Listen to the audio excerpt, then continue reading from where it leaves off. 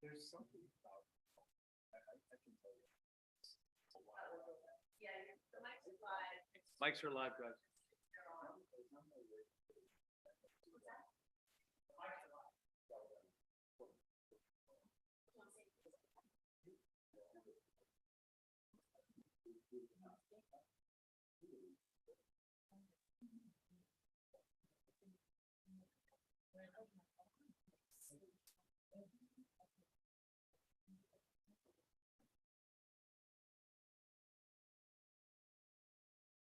This I don't like.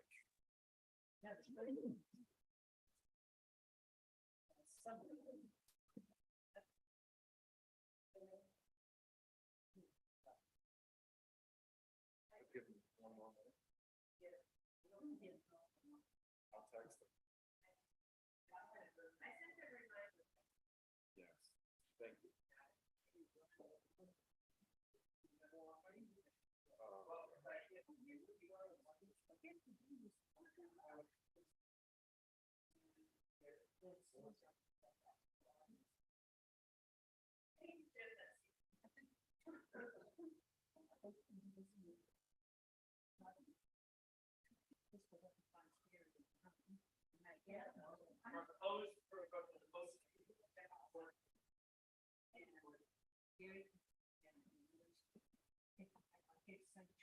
Yes, yes.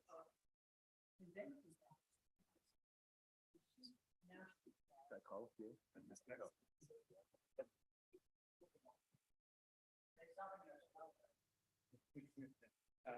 The most notable one is, how you going? That's like, everybody, you go, you think it's gonna be a good day. It's not. How you going? Everything, how you going? It's like, how you going? It's their version of how you going. It's so funny.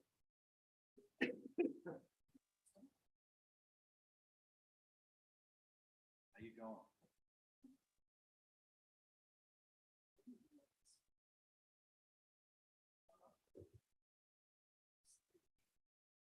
So, what do you think about the new housing czar? Who is it? Stephen Fire. Oh, is he? Stephen Fire. Get stuff done. He does. No, I think it's gonna be better than, Get stuff done. Yeah, and I'd like to call this meeting of the New Shoreham Town Council to order at 6:05 on January 18th, 2023. Just remind people that if you want to speak from the audience, you'll be asked to rise and use the microphones. We have two matters for this 6 o'clock session. The second of which involves the purchase of the community center property potential, and I am recused on that, right? And Martha is as well. So it's good that that's number two because Neil is not here. But number one, we are doing a closed session at the request and suggestion of outside counsel who were provided us by the Rhode Island Insurance Trust. Like a lot of municipalities,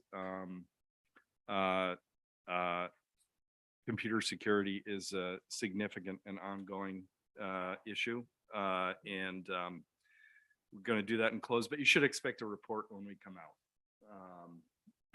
of that meeting. So without further ado, I'd make a motion to go into closed session. second? All those in favor indicate by saying aye. Nope. Any opposed? No. The ayes have it, and we are in closed session.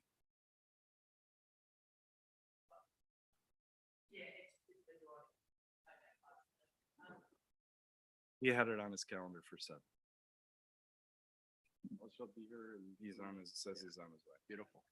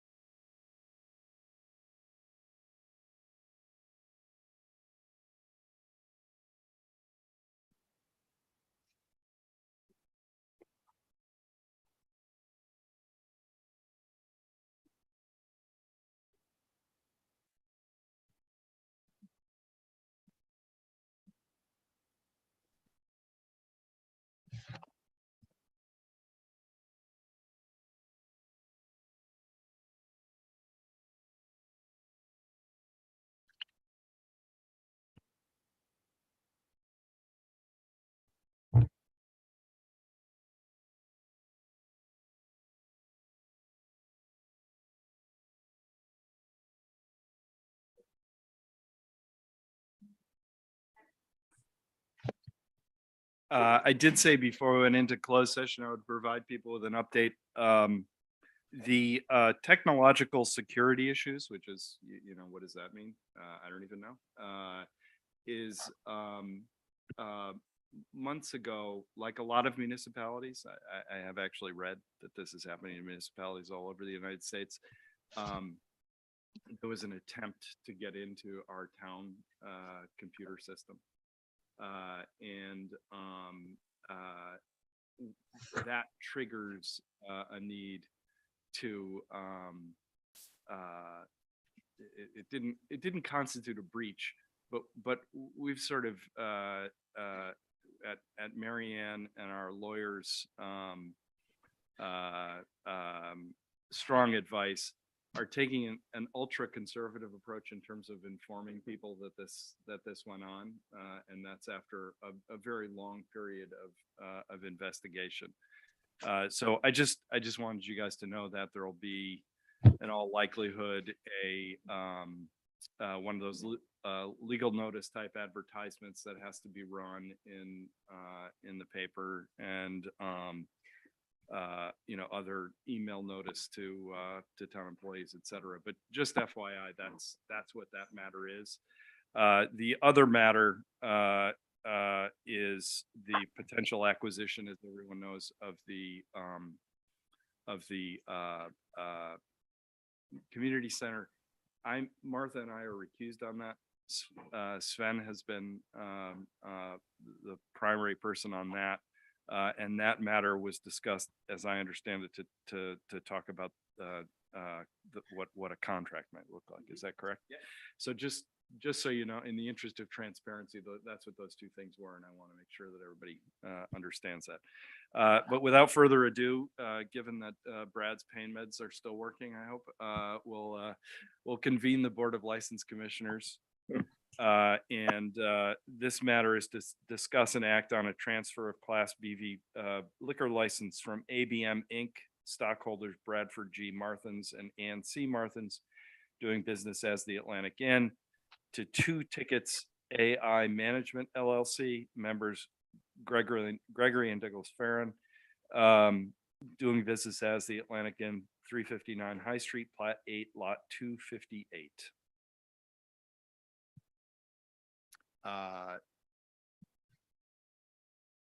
Brad. Oh, what did I say? 258? It says lot 258. So it's 359 High Street? Yes, but plat 8, lot 258. All right, Millie, how do we proceed now? Yes.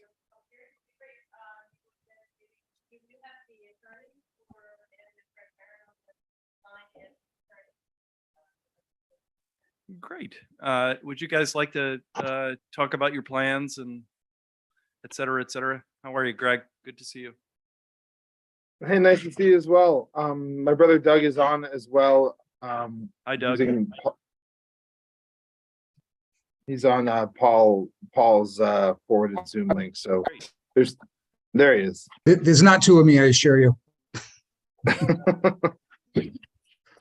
Anyway, I think, just to be very brief and succinct, we plan to take over and operate the Atlantic Inn, just as it has been operated by Brad and Ann, for the past, 20 some years.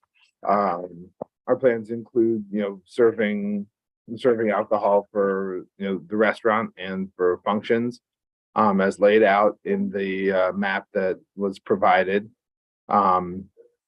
without any changes to, the existing service. And I'm happy to address any questions anyone may have. Does anybody have any questions? Who are the new owners?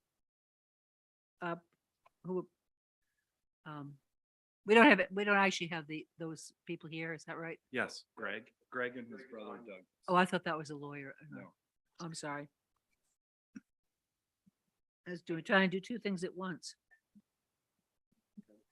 Yeah, please. So Greg, can you, you mentioned, this is Sven Riesum.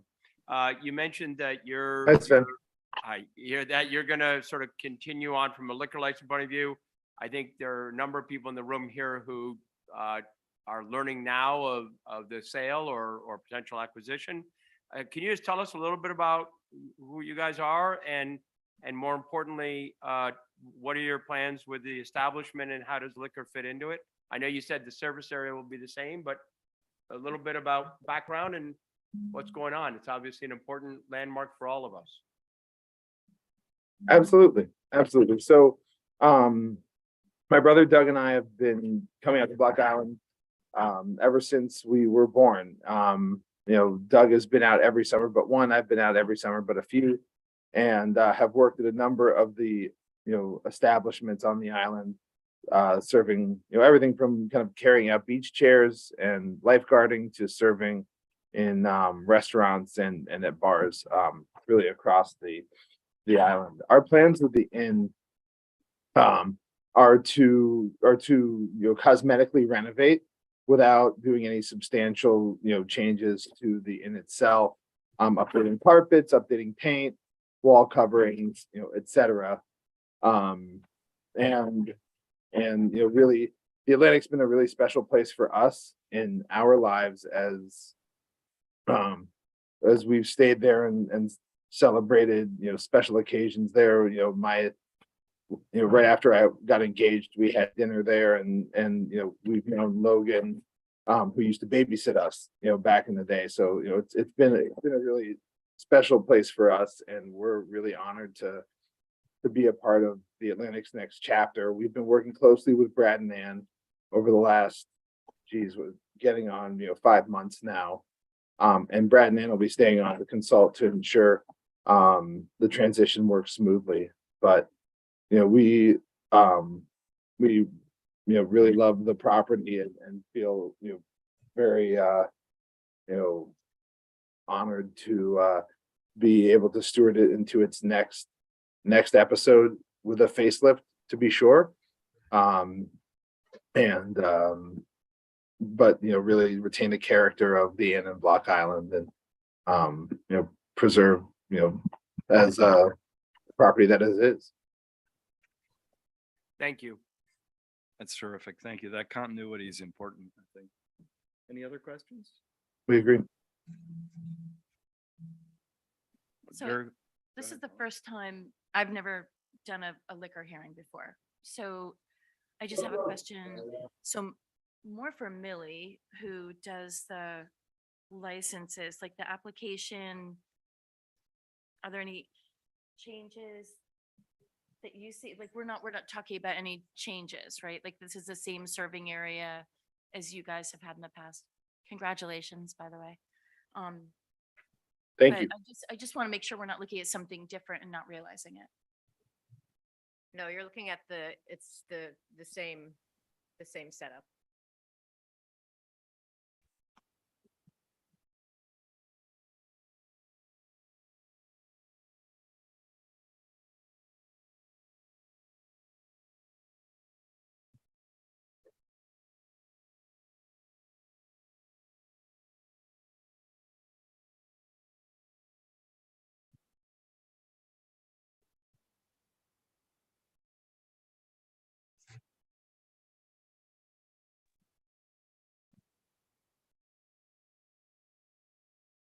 Seems as though it might be Listen. Rose. It appears so.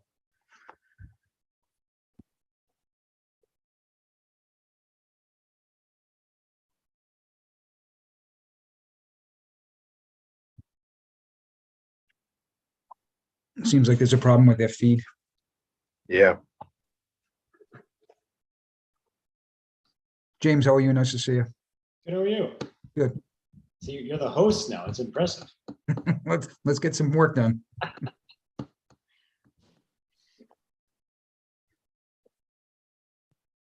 We might want to leave and try to log back in with that other link. Would you say? Very good. no? Okay. There's a different link, Paul, or sorry, James? No, the same link as before. I think, Same we just- link, okay. Will I do. think that might work. I don't know. All right, we'll give it a Right. shot. I'll give it a shot.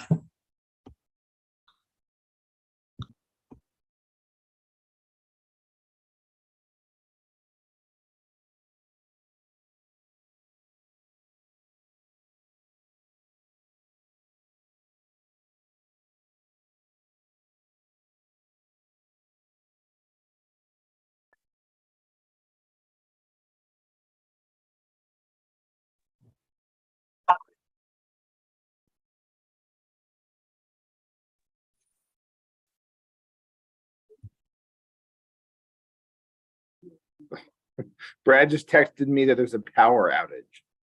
Oh, really? Awesome. Oh, man. It's kind of funny.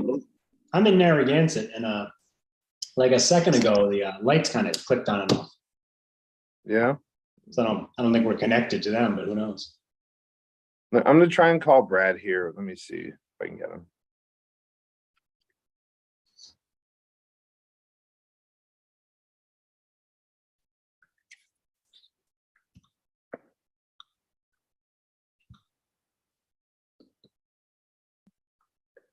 Maybe the recording will pick up to continue the meeting. I'm gonna try and call Brad here. Let me see if I can get him.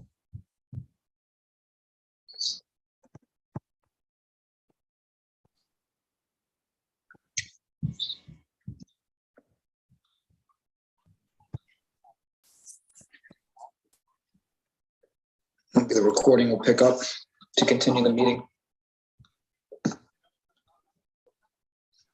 I just asked if they can work with me on speaker to finish up. I'm on with Brad now. Let's see.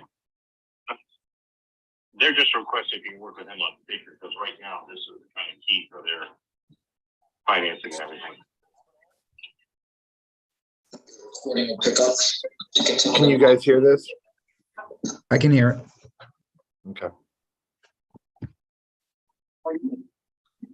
The others, you can tell them, Brad, the other Zoom participants can hear our conversation as well.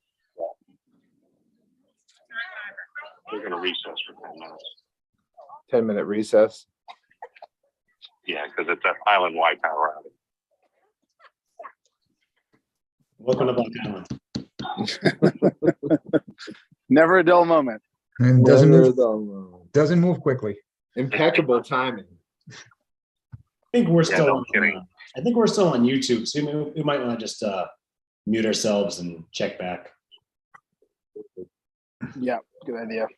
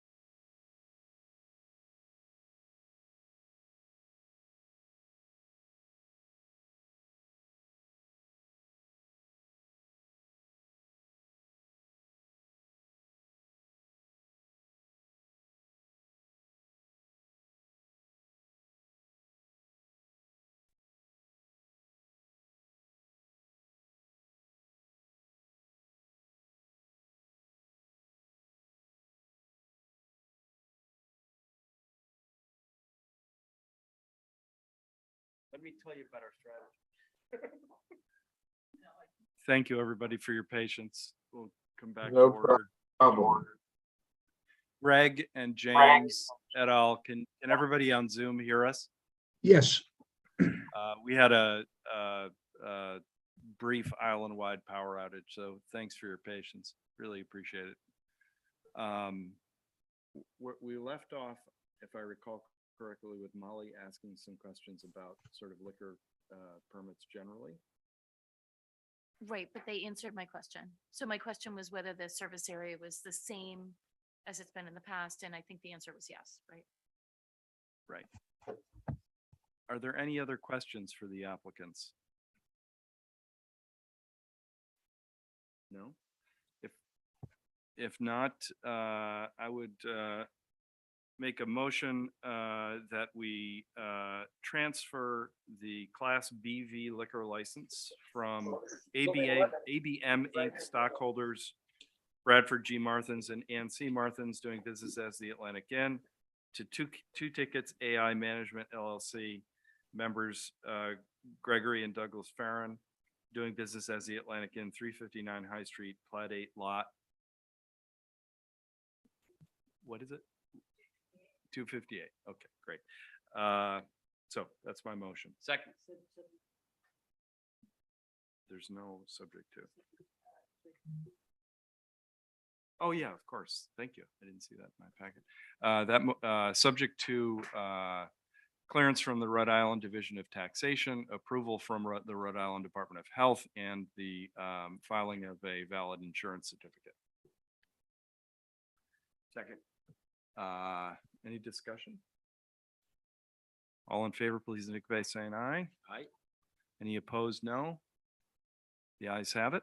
The license is transferred. Thank you, Brad and Ann. Congratulations, Greg. Congratulations, everybody. Doug. and Greg. Thank you, guys. Thank you. Thanks for Very sticking with excited. us through the power outage and something else. All right, we'll come back into session as the town council, no longer as the Board of Licensure, and open up public comment. If you're going to make public comment, please come to the microphone. David. David Lewis, for the record. The light's on. It's on. Light is now on, yes. So I'm making public comment yet again about the audio and video recordings on YouTube. I've come to the understanding that the council as a corporate body really is not fulfilling the intent of the charter. It'll be 2 years in March since the charter, the recommended changes to the charter were voted in by the public. One of those, as you know, had to do with video recording and audio recording on some platform of choice by the town hall, to provide that transparency to the public and to engage the public in a manner suitable for the 21st century, to use my words. We all know what the intent was. That really hasn't met its promise today, and I think there are things that could be done that would improve the level of community acceptance from where it is now, which I think is quite low, to close to 90%. And the things that are working really well at this point in time are the ability that is now being taken full advantage of to index the recording to the town council agenda after the fact. That's very, very effective.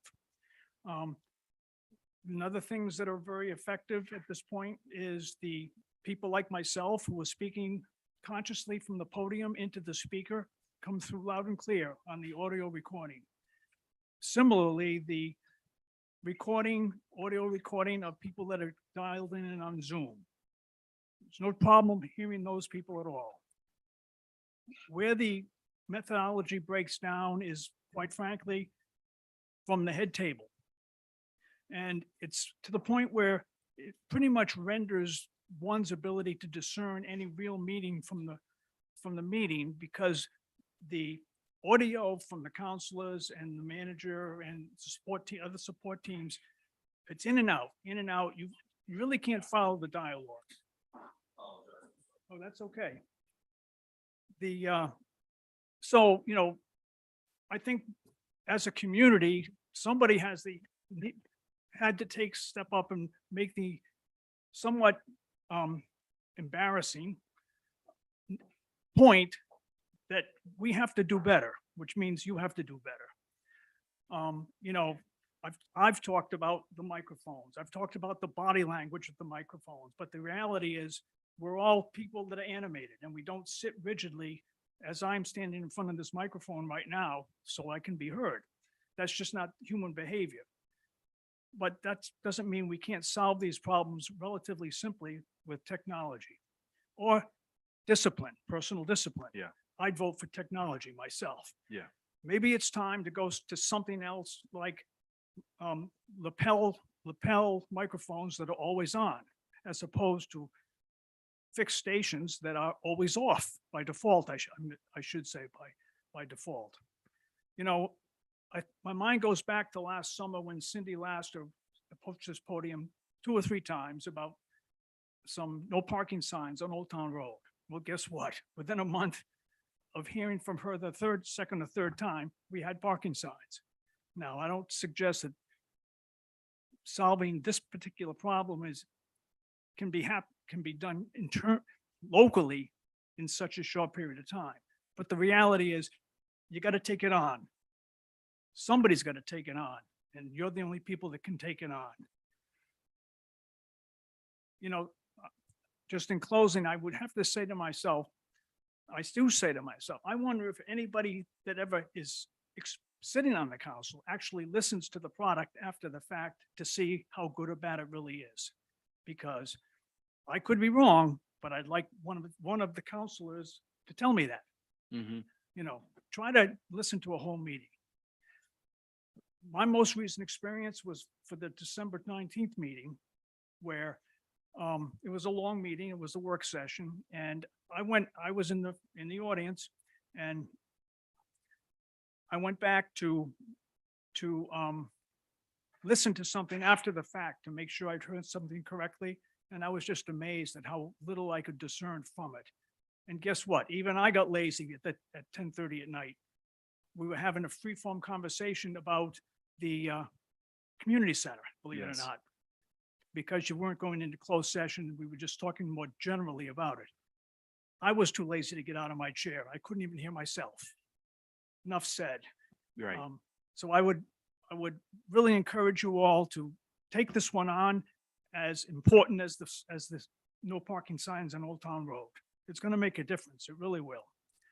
Thank you. Thank you, David. Great stuff. So not privy to the previous conversations. Is it microphones not being turned on and speaking into them? Is it side chatter of the board? What is it exactly? I mean, and your point is well taken. I haven't watched it. I watched them when I wasn't on the board, but what's your point on exactly? It's the discipline of turning it on every time you're going to speak into it. It's if I can be so bold as to use Marion as an example.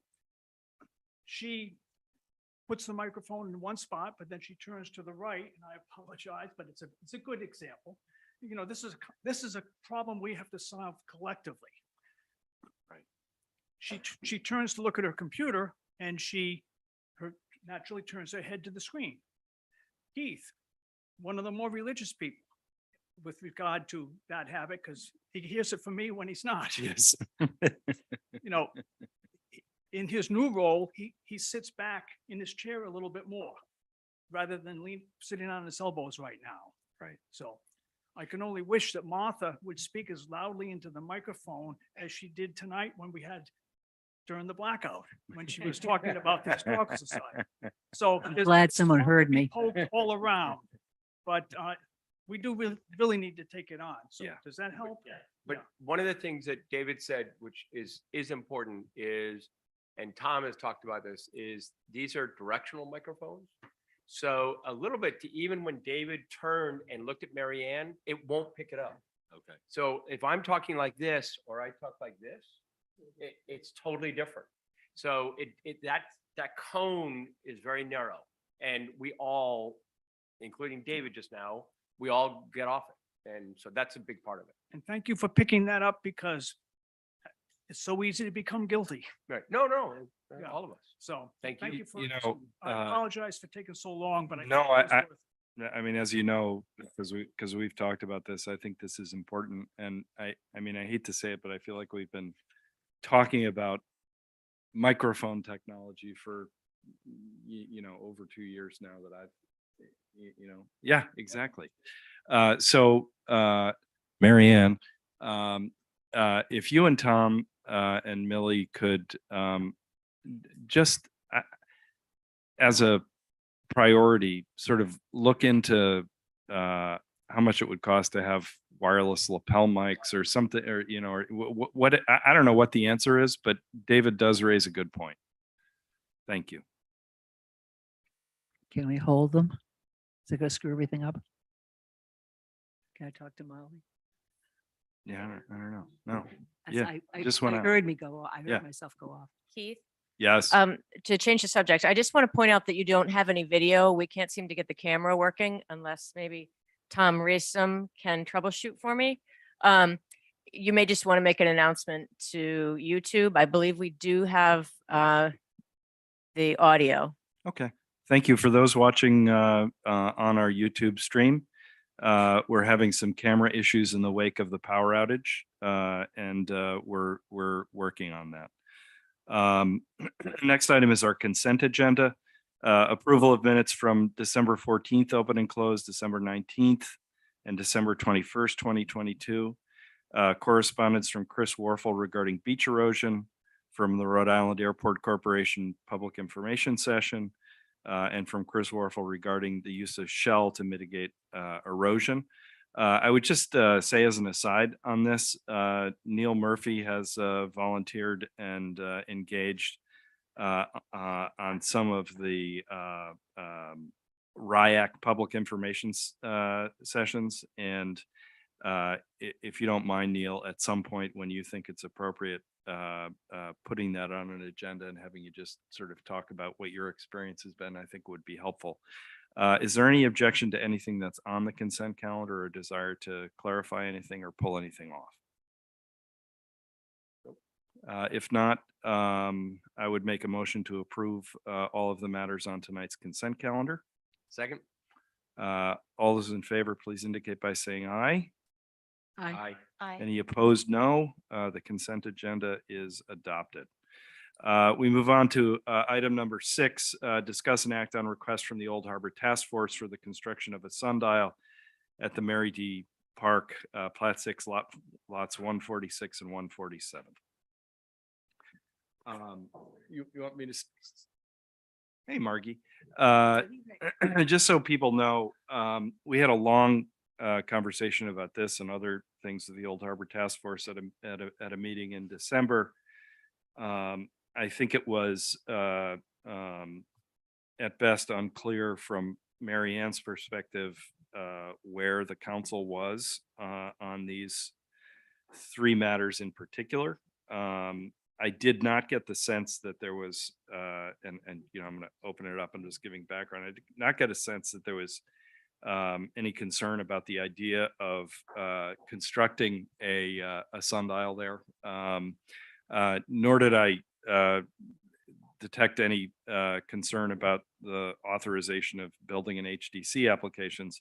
I think the real issue that we were struggling with was approving the merging of 146 and 147 and what the rationale was and whether we wanted to spend money on that, et cetera, et cetera, et cetera. So anyway. Thank you. I would basically wanted to make sure that you, the town council, as owners of the Mary D. Park, were aware of what we were doing. We have been approved by HDC, and I have gotten a waiver on the building permit. I'm still working with CRMC. So here's what we're talking about. It's only in the south end of the park. We would put the sundial in. There would be a bluestone walkway that would go from the sidewalk to the sundial, probably at an L shape, straight down and then off to the left.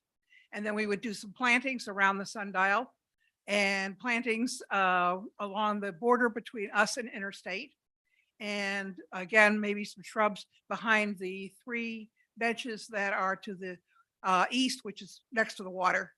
And if money permits and time permits, we've looked at reconstructing what we thought was a stone wall that was along the pathway that goes from the sidewalk down to the waterway. However, Martha thinks that maybe that was not a stone wall, that it was simply stones dumped there. So that is still up in the air as to whether or not we construct a stone wall or not. It was the last thing on the agenda because if we run out of money, it doesn't get done. So that is basically what we are planning to do in the park.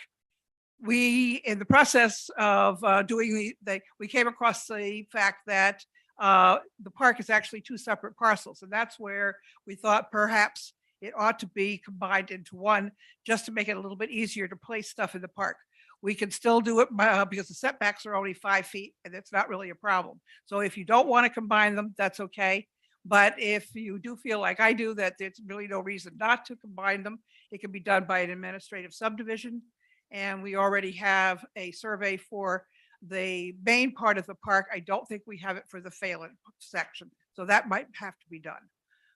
So that's an option. We can either go with it or without it. But since I came across this while we were doing the research, I thought it was it behooved us to at least discuss whether or not we want to combine these. I thought they were combined about 10 or 12 years ago when the stuff was purchased, the 2 pieces of parcels were purchased, and that was not the case. So that's it in a nutshell. Questions or comments? Anybody have any questions, comments, thoughts? Yeah, I had a question before and I apologize because I think we've also fallen off the radar for about a month here. I don't know, I don't remember if there was any, I'd have to look at the deed for the second parcel. I just don't remember if there was some family reference in it. I have I not don't- been told on that one way or the other. So Well, I have no way of. I want to know. I don't want to go on. I don't know. And I'm In not- what regard? I don't remember. That's why I do, I will say that we have kept Marcia Phelan informed on I- what we were doing so that she is aware of this. I'm against it. I'm against merging them. I don't think there's any That's fine. compelling It's an need. option that I think said to me sounded like a good idea, but we can do the park with or without it Great. being done. That's not going to affect us one way or the other. All right, then, you got it. But the 5-foot setback doesn't include things like plantings. So I mean, plants could be put there within that 5 feet, or bluestone, it's structures, right? It's structures. As I said, we could go ahead and operate whether you merge us or not. I just thought, to me, it was something that should have been Yeah. done when it was purchased a few years ago. So I put it on the agenda to discuss and decide. The Old Harbor Task Force had mixed feelings about it. Most of them were for it. A couple of people who had some concerns. So it's, it's open for discussion.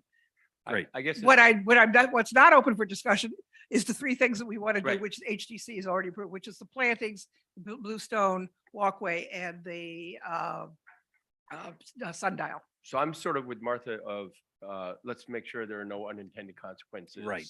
For whatever, whether it's names or whatever. Okay, So that's- let's look into it. So in a year, let's have that, or X months, let's have that sort of answer. Yeah. Then That's I'm fine. fine. As I said, we will be going ahead, assuming we get CRMC permission, with the bluestone walkway, the plantings, and the sundial once it is completed. So we're hoping that would be late spring, summer, but since I don't know quite how long it takes to go through CRMC, I can't give you an exact date at this point. So I had a question because it says that you want our approval of concept. And I think the issue I had last time was that there was no concept in our packet. Like there was no drawing or pictures but there still isn't. So I'm not sure what we're approving. And my second question is, I went back and I read all your minutes on the Secretary of State website, and there's no mention in any of the minutes I was able to find about merging the lots. I was hoping to find like the reasoning behind it, what the conversation might have been, what, like. We what had it any- yesterday, so that's why you probably have not seen it. It was at our meeting yesterday where we were discussing it. I Okay, but only mean, discovered this. We were in- approached with this over a month ago and you just. had Right, your we meeting found this out when yesterday. we started to go before HTC in November. So that's what, and we did not have a meeting in December. Let's just take the merger of the lots out of the. That's fine. Yeah, definitely. Okay. So at this point, and I do have a map if you want to see how, where the sundial will be located. I've got several of these because I realized that you all did not have maps. There you go. Oh, great. Thank you. There was a very large packet that I had for HTC, and if you still, want, I can always Give one email to it. Neil. Oh, yeah. Good for you.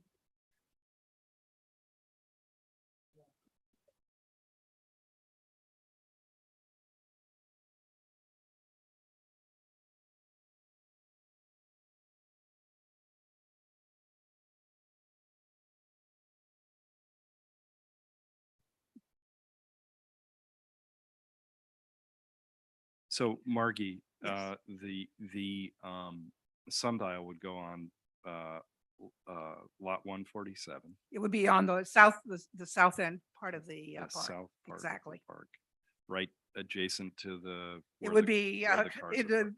in the middle of the, with the benches surrounding it. Okay. And exactly where it's located will be done by Robert because it has to be a true north-south in order to have the readings from the sun done correctly. Right, So right, I can say it'll be in the middle, give or take several inches one way or the other. right.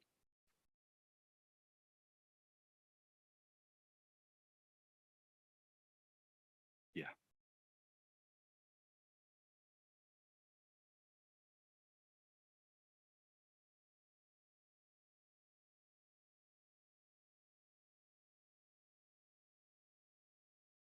No problem.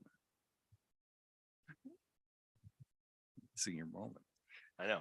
I make a motion for approval of the construction of a sundial at the Mary D. Park Plat 6, Lot 147, along with bluestone and shrubbery as described. Is there a second? Second. Is there discussion? All those in favor of the motion indicate by saying aye. Aye. Any opposed, no. The ayes have it and Thank- onward and upward. Good. Thank you very much. Beautiful. Thank you. Margie, appreciate it. Good luck with CRMC.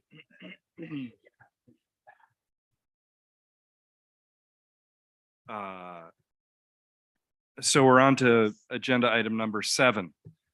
Just to give people some background on this one, we had a very healthy, robust conversation that was really around waste management, trash, et cetera, composting. That really was precipitated by the rate request that Berm made to the town. And I actually, there were differing opinions. The debate was terrific and respectful. I thought it was a really wonderful conversation, but it raised in my mind the need, given just so that folks know, in our capital plan, it for next year or the year after, is a major capital expenditure on sort of renovating and really fundamentally reconstructing the landfill or the transfer station, excuse me. And we have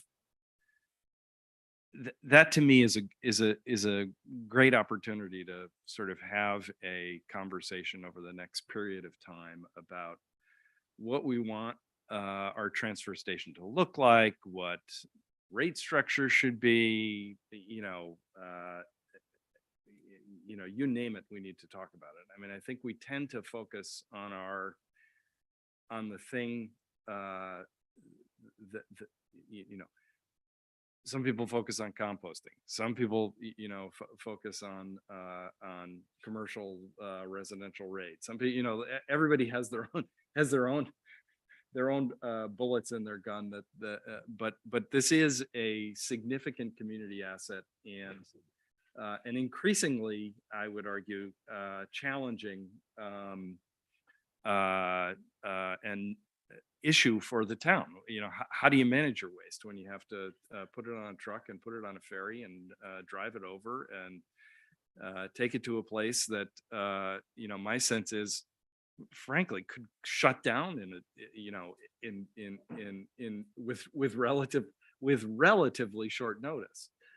So you know, to me, that is a moment for conversation about how we reduce our waste stream, about how you know, what sorts of mandates do we have, even, you know, from the ordinance perspective, around how people have to manage their household trash, and et cetera. So I just I didn't necessarily have, you know, gigantic expectations for tonight. I think just, you know, Ryan did such a fabulous job handling the Q&A at the last meeting. I wanted mostly to put this on an agenda so that we were marking it out as a critical long-term need for conversation. And if anybody has any input about it, I'm happy to hear it. I just I feel like the conversation last time created some momentum for a broader conversation that we need to have. And I don't want to lose that and say, you know, whatever, next September, oh yeah, we should be talking about about what's going on at the transfer station. So I don't know whether we end up, and I, you know, whatever, Neil, Sven, Martha, Molly, what you think, but you know, I almost think it would be worth it if we have a council member or two interested in this, you know, Mary Ann has some background information she wants to gather, but sort of putting together a working group with, you know, with interested parties in the community to really, it's free to speculate about this stuff now, right? You know, it doesn't cost us any money to say, I don't know, we should be the compost capital of the East Coast. That doesn't, you know, and what does that look like? Doesn't cost us any money. And in fact, we have, if I recall correctly, planning money that we're going to expend on this. And, you know, if we're going to do real planning, we ought to be having a community conversation about what we want to plan for, and have some consensus around that before we drop a couple $100,000 on engineering and design and planning. So to say the least, I have rambled on enough about this, but I just wanted to sort of keep this going. And it will appear on another agenda because that's my nature. But I would like to know what people think about putting together kind of a planning working group on it. What do you think, Sven? This is too big an issue and too costly an issue not to be planful. And Ryan and the whole team at the transfer station, I know, has been planning about this, talking about it. I'm gonna have to carry my mic now to be able to look at you. There you go, David. I think this is critical. I think a working group's a really smart way to do it. I don't know. I don't know how much that's council based, or at least reports from a working group to the council. You know, it's very staff oriented and obviously berm oriented. But I think that there are a number of topics that we should be talking about. You've mentioned composting. I know there's been discussions about solar. You know, and depends on what is it that we're actually considering to be the transfer station. I mean, there's a lot of land between the berm, I'll call it the berm that was rebuilt, revetment, whatever you want to call that, all the way to the property line to the east.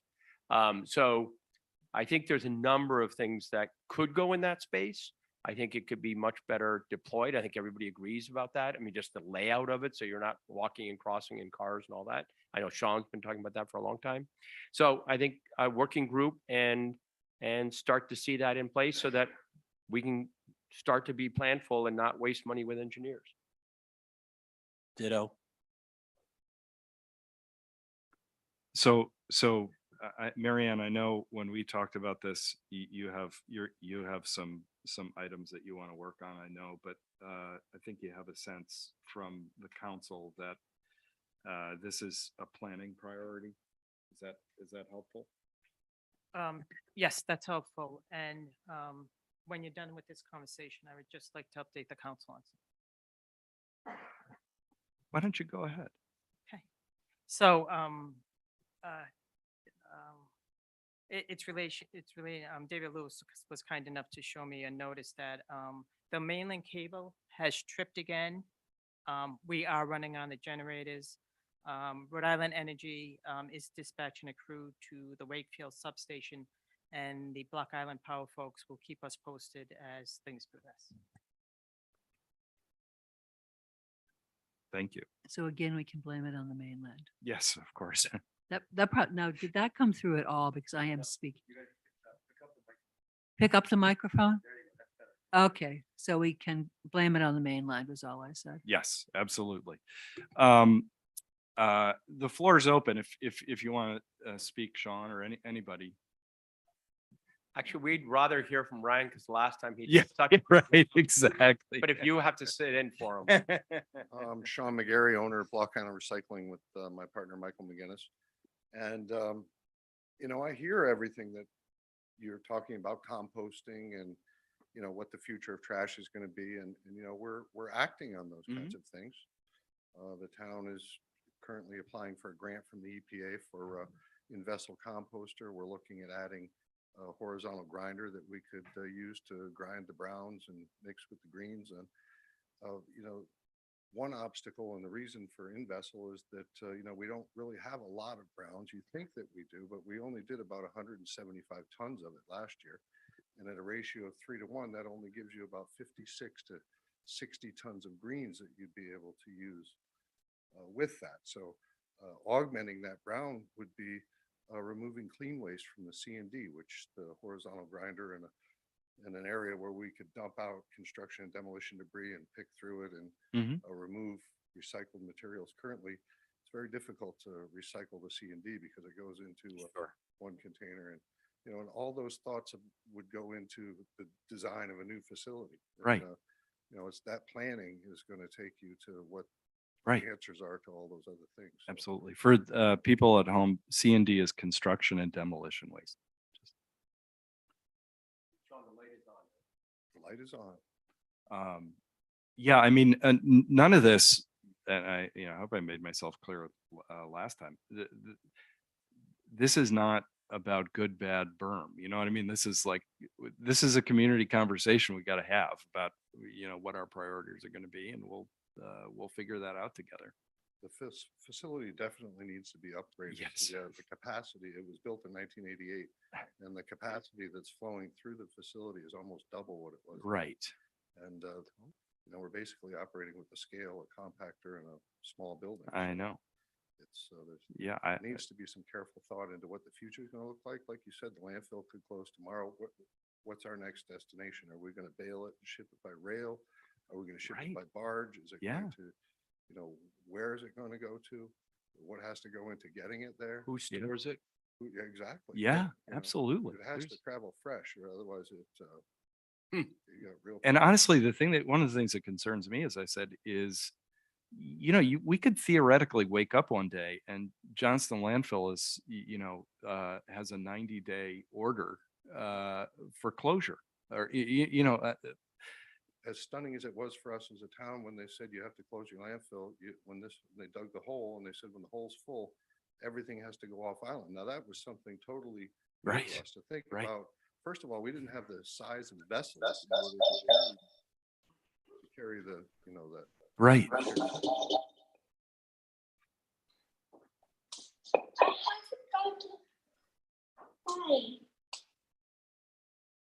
So, we struggled through that and we made it through. And, I'm sure that with all the intelligent people in this town that we can Absolutely. go on to finding a resolution. And I think the working group is a great idea because I don't have all the answers.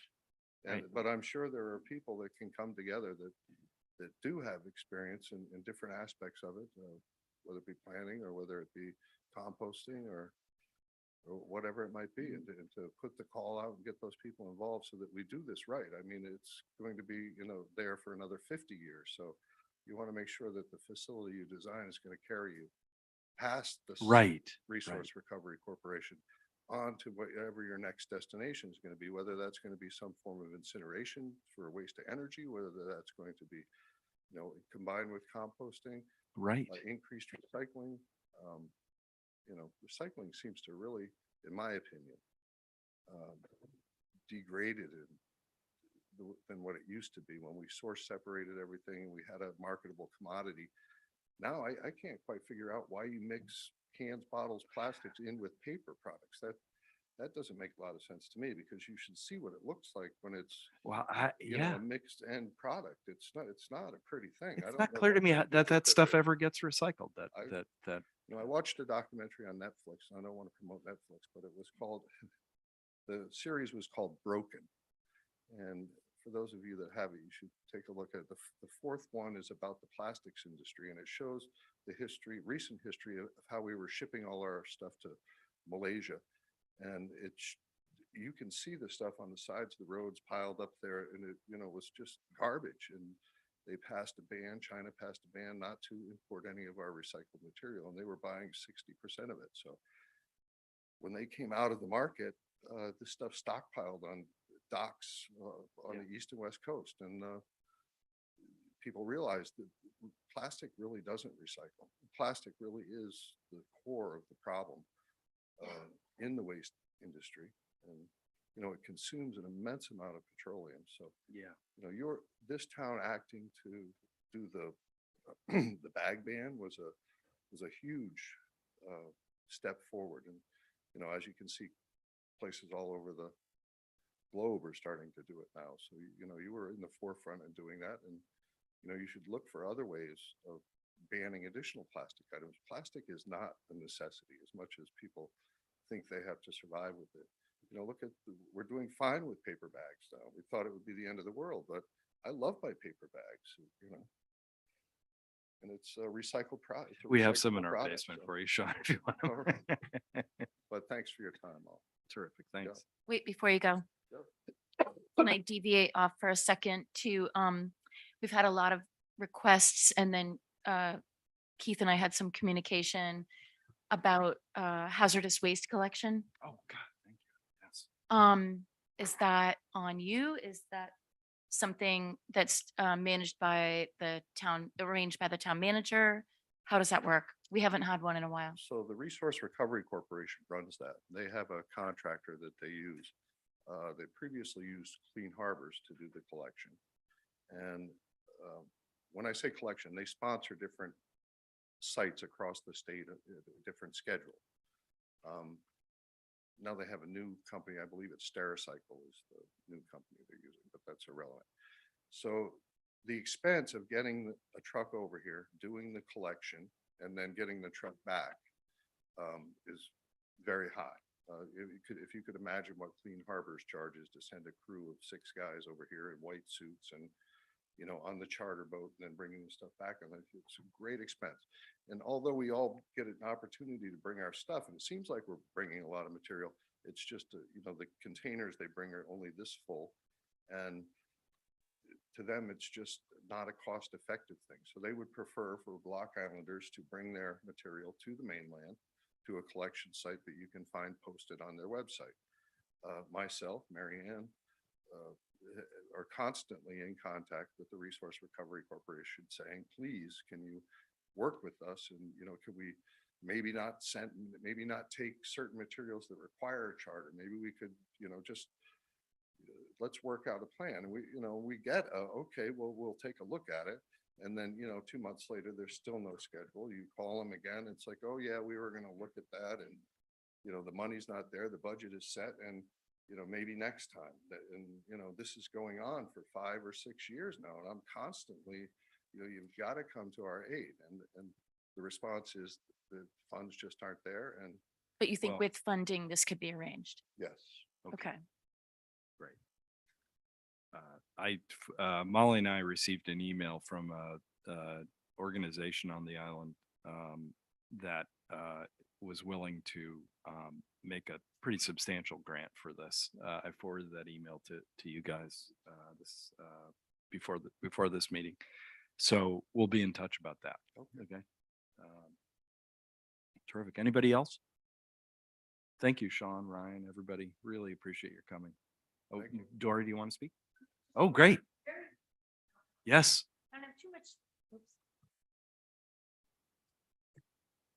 I don't have too much to say, but I just like your idea of some kind of working group to figure out what I believe we should be focusing on producing the smallest amount of waste possible that we have to send off island, and how we might restructure the facility to manage that. So whether it's an in-vessel compost, whether we're using all our cardboard in that in-vessel compost, so we have to send less off, whether we eliminate plastic bottles. I mean, there's a number of projects, I think, that a work group could start to put together and bring forward, that maybe some of them require ordinances.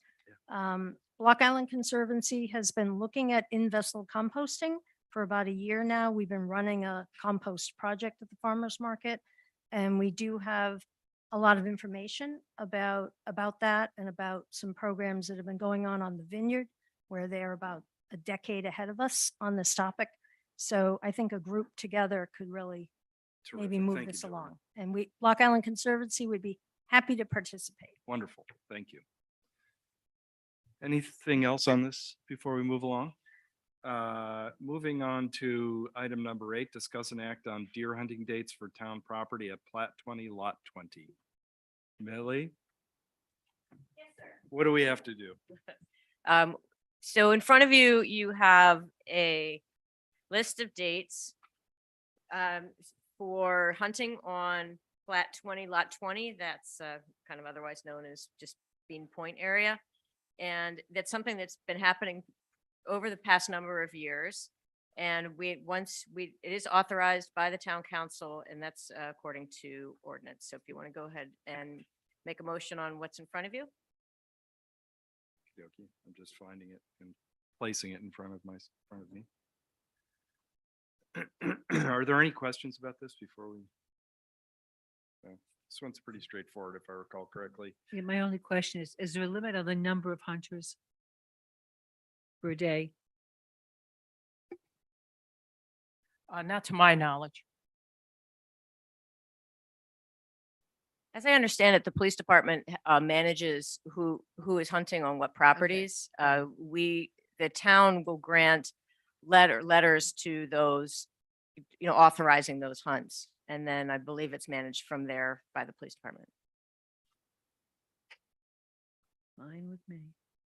I would make a motion that as part of our program to reduce the deer herd on Block Island, that there be controlled hunting permitted on town-owned land, Plat 20, Lot 20. And these dates are all for 2023. Archery shotgun muzzleloader, January 23, 24, 25, 26, 27, 30, 31, again of 2023, and February 1, 2, 3, 6, 7, 8, 9, 10, 13, 14, 15, 16, 17, again of 2023. Signs will be posted on West Beach Road and Andy's Way. And that advises the non-hunting public to keep clear on those days. Second. Is there any discussion of that motion? If not, all those in favor indicate by saying aye. Aye. Aye. Any opposed, say no. The ayes have it, and that is adopted. Agenda number 9, update and discussion on the Sam P. Meadow Maritime Center Initiative.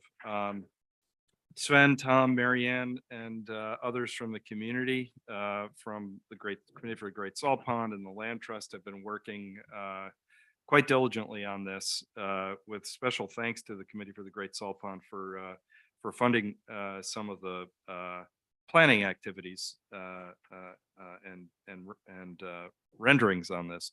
But Sven, Tom, Marianne, you guys want to take over? Well, we have, Hold on. Excuse me. After David did this whole thing, you can't talk from over there. So we're having technical difficulties. We're gonna reboot the YouTube and see if we can go. We can do it locally, but YouTube fans won't see it. But I can look at that. Can we reboot YouTube?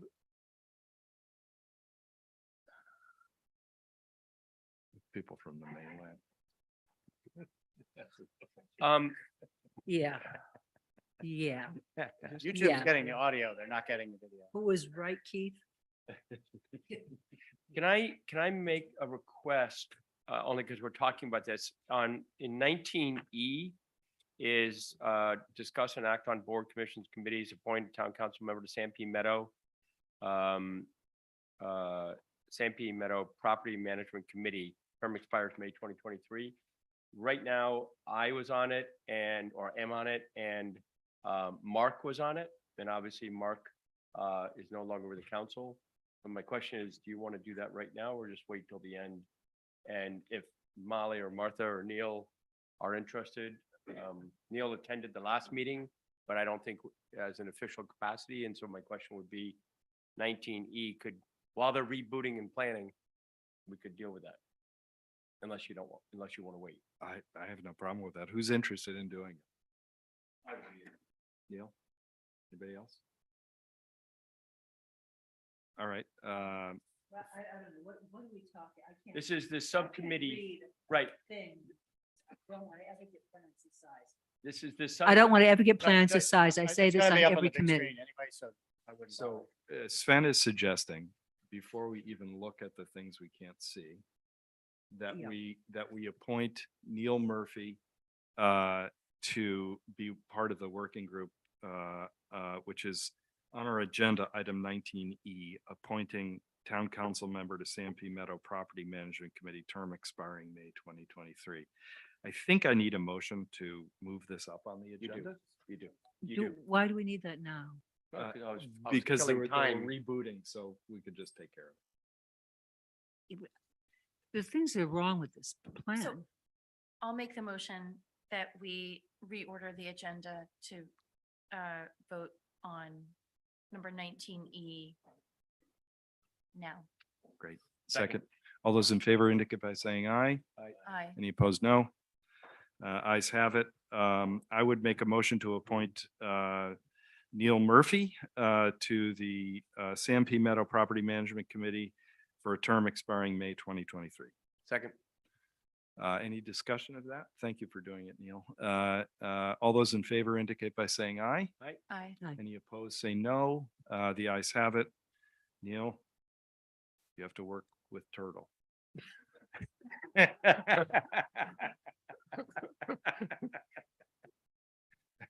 You'll be working on that foundation. That's where the meetings happen, under that house on Old Town Road. How are we on? How are we? Are we rebooted? We're gonna go ahead. Gonna press on.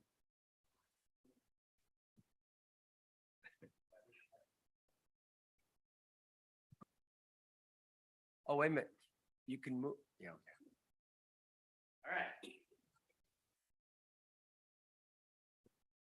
So what I have is 11 slides. I'll try and be quick, so you get an overview, and if the council wants to open up the questions, I'll try and do this. We are working with this is Stock Pond Settlement. This is West Side Road. This is the road going into Champlain's. And this would be a road going into our facility. I'll go over all the things that are on the list here. But this is a notional site plan. It shows the line between the B zone, which is called the velocity zone or wave action, and anything on the seaward side of that is no building area, unless it's a waterborne activity such as a marina, a boathouse, and things like that. You couldn't build a residence on the water side of that one. This yellow line, green, yellow, is the coastal features This is a saltwater marsh that comes in here, and then it's a little bit of a dune and a bluff that runs to here and then swings way out this way. And there's a knoll here with some gradual trees on it, and then it goes back to the bluffs in front of the Ballard's house there. This is the property line between the Paul Libby, sorry, the Steve Libby property. The dotted line is 25-foot setback for that, which is the riparian rights, or once you get out in the water, you can't go across that line, which is what we go right up to. Everything I'm gonna tell you tonight is a work in progress. The goal for me to work with the land trust and the who else was helping me with? Yeah, Community for Great Salt Pond, thank you, was to come up with a plan that met as many of the markers as we could, be notional in character without getting tied up in the nuts and bolts. Like, we could work this forever trying to clear all those nuts and bolts, but at this point, that's not really required. What we need to do is get something to the group that may help us do fundraising to achieve this. And they're not going to get tied up in the nuts and bolts, so we don't want to get tied up there. We keep drifting that direction because I'm working with a bunch of architects and engineers that say, oh, you can't do that. Stop the can't at this point. Let's just do what we think we want.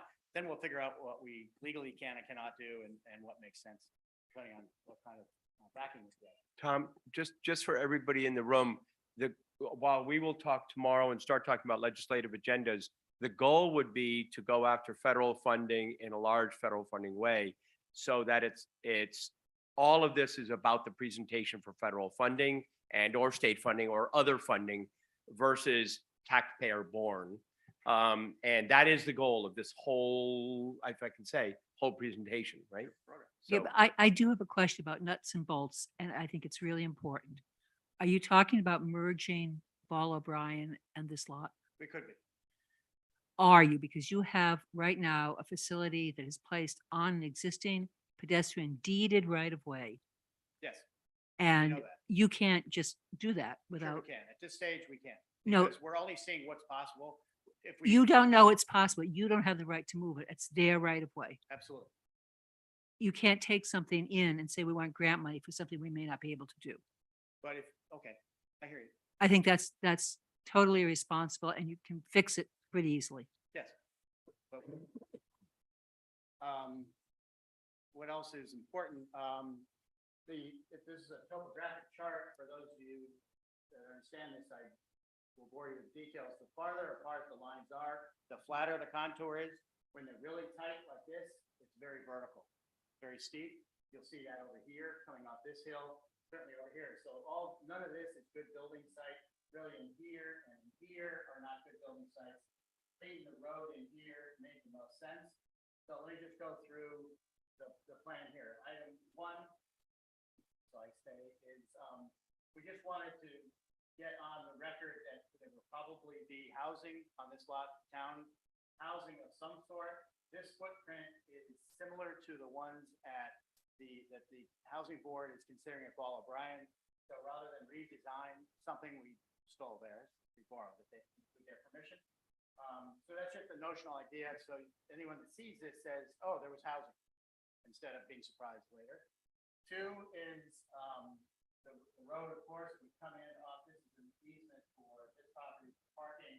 It would come off that and minimize using up the field. 3 is a parking lot. 4 is the harbor facility building, which I'll get into in a little while. 5 is a boat launch. The water is very shallow here. We have bathymetric, meaning underwater surveys, showing that the water doesn't get out to, there's not much more, thanks. The water doesn't get out to 5 feet until here. So we would build we would propose building seawalls out to a distance where a truck could drive out and then have a ramp that would drop the trailer into the water to take off a small outboard. 5 feet max. That may have to be dredged, but again, if we're only looking at long-term feasibility. This would never have to be built all at once. It could be built in modular chunks as money became available or interest or any of that. 6 is a little floating dock right here, along the, either one of the seawalls, with a ramp to shore, of course. Okay, 7 is out here. So this coming off of the path here is 136 feet of fixed dock, a 40-foot ramp that would come down to a floating dock that would tee off here. The outer section is for the two harbors boats that do the permit collections and the fees, pump out fees and all that kind of stuff. And then on the inside would be 15 seasonal slips that could be, sold or rented, however the harbors department wanted to do that.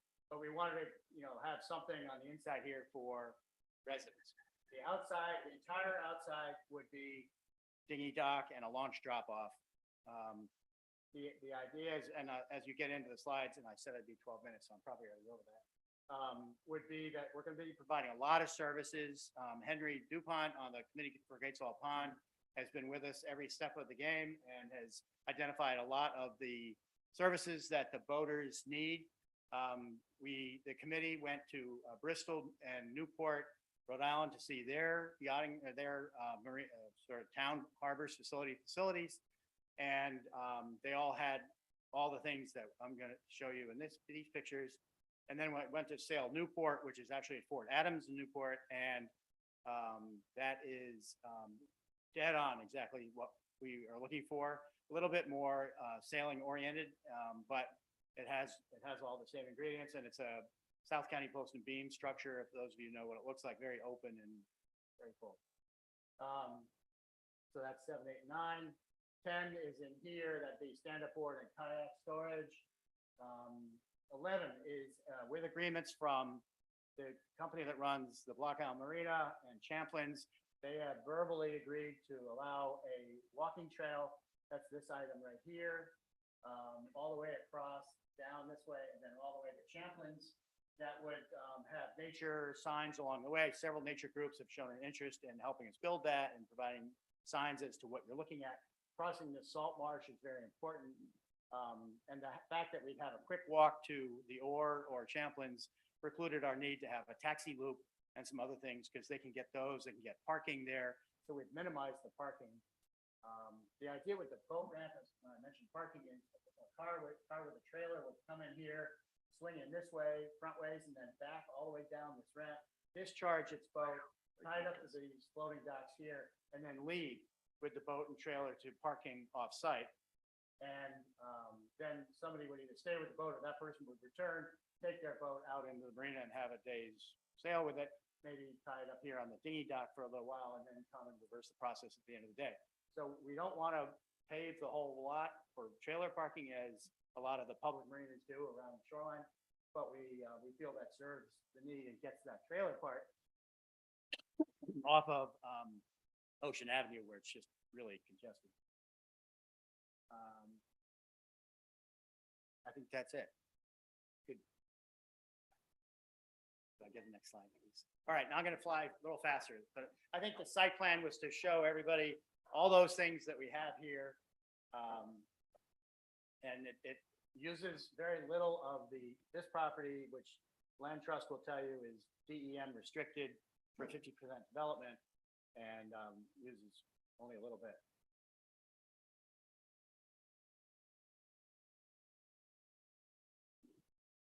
So this is the building that was number 4. It is built into the bank. So this is the seaward side with the kayaks, goes towards the dock. This is the harbor. This side you'd see from Champlain's, and your name's in the way. This is the side you'd see from the Orr. The idea is that it's got a wraparound deck at the ground level. It'd be built into the hill. So on this side, you're looking over the water. On this side, you're walking off onto land. And there's a door on this side, and the other side you'll see in the floor plan momentarily that's how it works. So you have a walk around deck. So the bottom level would be bathrooms, men's and ladies' bathrooms for the public. On this floor would be the harbor facilities offices and a general purpose room and a laundry for the boaters. these were things, when we went to Newport, Bristol and Fort Adams, I'll call it. They said that was the biggest thing. People that have come to Block Island after a week sail, the first thing they want to do is take a shower. And the second thing they want to do is check their internet. So they had tables spread out at all these facilities for that purpose. And the multipurpose room was all that. And it's really the characteristics that made a successful site. Third floor, oh, thank you. Two apartments, one bedroom and one bedroom and one 2-bedroom for town employees or however it went down the list. So this is the basement. The water is up here where the kayaks are. You have an east and a west entrance exit, four stall men's, 4 stall women's. We got some harbor facility storage for batteries and fire extinguishers, things that shouldn't freeze. Little mechanical spaces and stairs that are serving the second floor. In a minute, you'll see another set of stairs pop up in this corner, which we're reserving for if the building codes require us to have 2 stairways, then we'll have that, but you'll see it momentarily. So basement floor is all tile and ceramic material, so that if water does come up here, we have a big storm, that nothing's gonna be too damaged.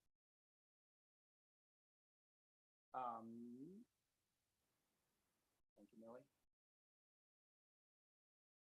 This is the middle floor, thank you. In the same orientation, so the harbor is out here, and this would be the harbor's office. So they have a big window looking out over the harbor, and this would be a glass wall, and you'll see in some of the renderings in a minute that it just opens up the room. This would be a meeting area for the normal practice, but you could certainly store this away and have corporate meetings, graduation. You could rent it for parties. You could do whatever you want. You have a walk around terrace around the entire thing. We've got staff restrooms here for the harbor master and his or her assistant, and the 4 or 5 guys that run the boats that need to do their paperwork every day and do their reports. And then here is the laundry. There's 6 machines, dryers over washers, with vending outside for detergents and that sort of thing. People often will come in, throw their clothes in the laundry, go downstairs, take a shower. Everything would be, you would come in and get a card. You would put money on that card with your credit card or debit card, and then you would use it at the machines. You would use it in the showers for hot water. It would all be revenue generating to some degree, but certainly revenue neutral. And that would be the idea for that.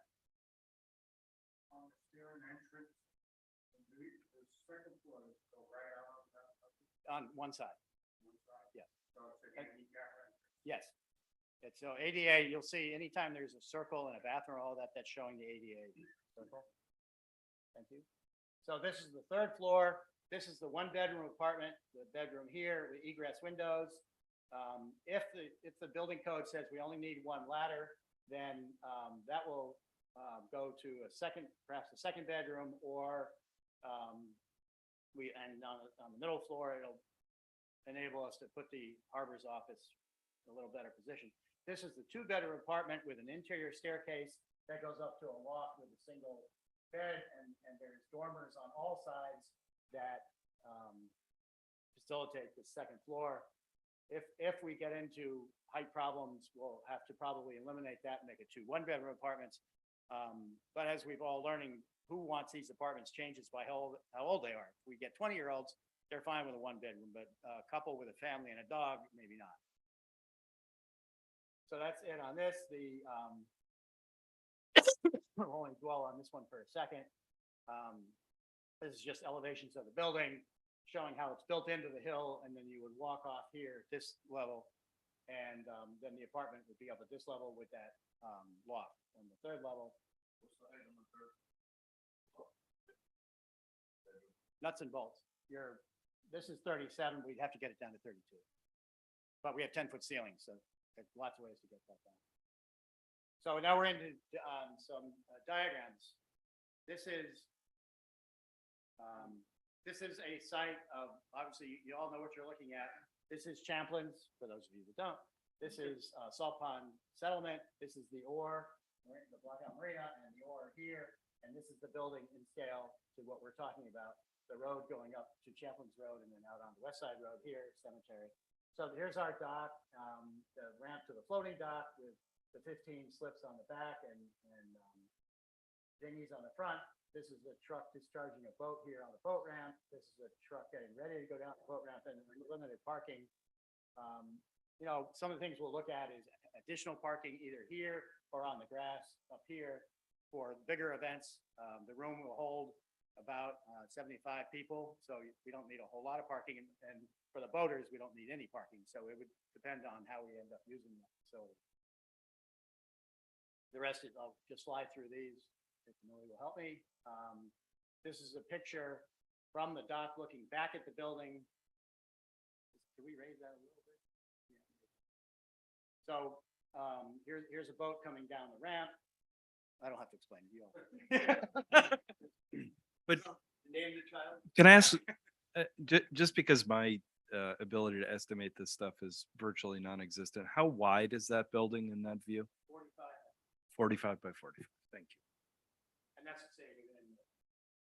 Yeah. This is a view from the walking trail. You're about halfway between the ore and the building in the salt marsh. There's a lot of marsh inland even further. These are the kind of signs that the nature, somebody, one of the nature groups has asked us if they could be in at already at this level. We may have to have railings, the way some of the complaints I got about Andy's Way was too much structure and what's the other one? Mosquito Beach has no walls or railings, but yeah, you can see if you got a guy in a wheelchair or might want more railings, it's just 4-inch curve. Those are all things that come in the future, but we believe this is right where we need to be at this venture to do fundraising. This is the dock going on. And so again, this is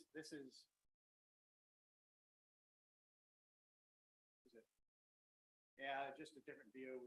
We're playing with scale here. But you can see as some of these huge buildings here, it's really not that big a facility, but it meets all the requirements. And this is the last picture here is on the inside of the great room or the meeting room. This is looking north out to the water with these tables set up. This is the harbor master's office. So you get your light coming through. And this is what people like to do when they get ashore. You think on vacation you'd leave your laptop home, but I'm the worst sinner there myself. So this is just an idea of, you see the tall ceilings, we could bring those down to get the overall building height. So that's where we are right now. As Keith Sen mentioned, we've met with Land Trust on several occasions. We've met with Committee for Great Salt Pond, some representatives from both groups that were at all the site trips with us. And I think the next tomorrow we're talking about sending this to that group. Yeah. Do you have a projected cost on it? We're guessing 7 to 10 for the whole thing. Now, I wouldn't build it all at once, but good. And Only because Tom has mentioned it a couple of times, the Community for Great Salt Pond funded all this work, and that's why they were involved. Maybe working with Newport Collaborative. And so all of this has been at what I'm going to call a donation level to get to this point. And the goal is then to get the right package to a lobbyist and see what they can do with Senator Reid and anybody out of Washington. So that's sort of the key goal. So just let everybody know. It's your meeting, so I'll let you call people with their hand. For people with their hand up, it's your meeting. Come on up. Can you speak and come up and speak in the microphone? And for the record, your name. Bill Cook, Yeah, I know. Harvest Committee. Yeah. This plan in the decade that I've been out on the pond, either having a business or working out there, it's been needed. It was needed 15 years ago. The pond is one of the town's greatest assets. I'm not sure if I'd be able to answer where it ranks in revenue for the town, if you just want to go nuts and bolts. But it also, in my experience of 15 years chartering boats up and down the coast, this harbor is known. Its amenities are known. I recall someone on the radio seeing the back of my boat when I was delivering one down to Florida and going, "We love Block Island." And the gentleman for 5 minutes on the radio proceeded to tell me it's the only place where I can get a cannoli, have my boat pumped out for free, and have my boat filled with water that he had ever seen. There is actually one other, but it's where we got the water boy idea from, and it's in Becqua. But that being said, I think the town needs to approach this modularly. I think trying to bite off 7 to 10 million, the constituency isn't going to like that number. They're never going to. They're going to have to be reminded constantly about how much the harbors actually does generate in revenue. It's one of the few departments that makes money, but that center is essential for Kate McConville, we are very lucky to have. Steve Land was great, but Kate has brought something to the job as far as planning, as far as moving the new harbor plan, which she has not gotten enough credit for. It's been an 18-month slog trying to get this approved. So I just wanted to make those points. And Tom, do you have a number on the building itself? No, I mean, I don't even, it's I really shouldn't have given you a number because I don't have no idea. I mean, I used to do military construction. Would it be fair? Would it be fair to say we're at the on just the building? Oh, no, building. I don't know. Ask a builder. I was going 3 million, 3.5. Got to use a lot of good material down there on the water. Yeah. Thank you. Thank you, Bill. Couldn't agree with you more, Kate. George.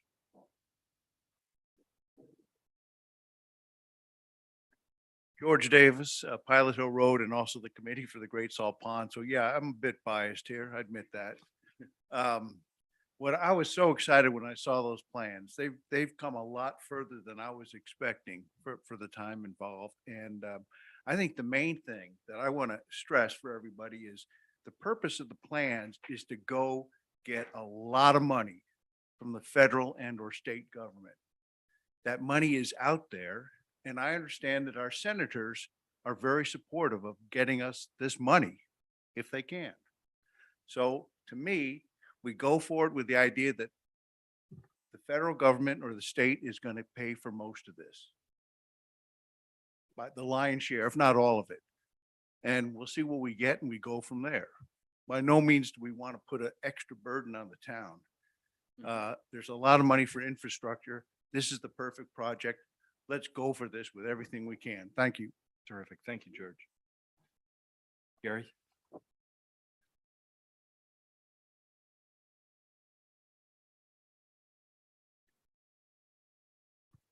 Hi, Gary Pollard on the Harbors Committee. I think this plan is amazing. It's spot on. I think it encompasses everything the harbors needs and meets a lot of the community's needs. That is now that the Wall O'Brien and the Overlook property are combined, that's a huge stretch of waterfront property, beachfront, that has been inaccessible really to the public, other than that very steep walkway from Wall O'Brien's property or the Peckham Inn, the Peckham property. But I think the plan looks great. I know the sailing center in Newport, this does look a lot like it. It's a beautiful building. I think the only thing you have to be aware of is that I think the laundry area is going to become the town laundromat, which is needed. I don't think it's a bad thing, but I think it's going to be very, very busy. And I think people will come to use the internet like they do at the library. But I think that's all great. And I think it's amazing that the building just happens to fit into that little notch of the floodplain and is right up to the waterfront. So I realize it's straddling the property line of Wall O'Brien and the Overlook property. I'm not sure what that means, but the plan looks great. My only concern is that I wasn't sure, and I understand, and I agree, start with your wish list and then work from there. I was afraid that the water wasn't going to be deep enough to accommodate a boat ramp, which is a real game changer for residents on the island to have a boat, because as you know, to get a mooring is next to impossible. Dock space at the few little, the very few places like Ken's and Will's facility holds X amount of boats. And so a proper boat ramp with parking, there's no parking for, you mentioned someone would drop their boat off and then park the trailer off site. They'd have to go back to their house and park it there. Meantime, who's tending the boat they just launched? I think and also car parking. You've got 14 slips, right? That's potentially 14 cars, right? 14 boats, right, for rental in the summer? No, the slips are. Right. So that's 14 spots right there on a busy weekend, maybe. I don't know. So I think you really need much more parking. And it seems, and I'm not an expert in these matters, but when you come in on the driveway, immediately to the right off where the housing is, in between the housing and the road, there's a low area of flat land that I think could be used for trailer parking and more car parking. And also, I think there's a need for picnic tables and barbecues. I never really went to that property. I went by it numerous times going into Champlain's, but never really looked seriously down at the view. It's a phenomenal view, especially near sunset, and overlooks the entire pond, almost the entire pond.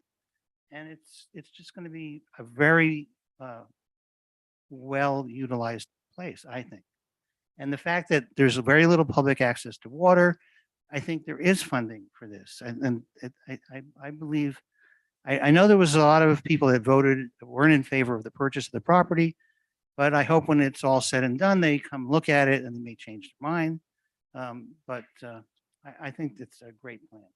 Oh, and so it doesn't include outhalls, which is allowed. There's that huge stretch of beachfront. Outhalls are great, but what's even better, I would like, there's more fixed docks. I don't know if there could be another pier going out in the direction of the boat basin with another, 14 slips.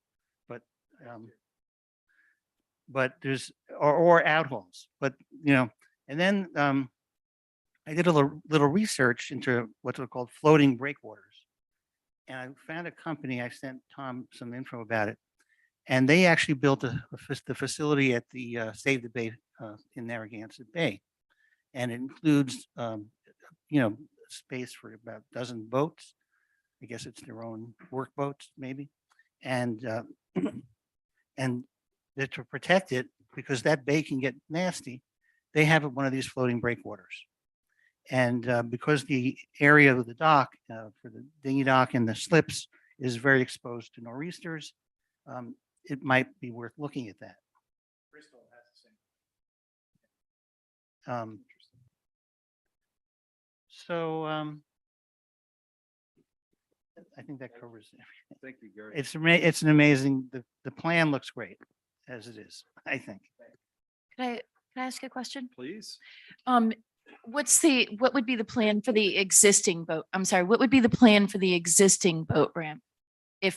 So we put in a new boat ramp, do we now have two boat ramps or, okay. There's a logical separation for commercial and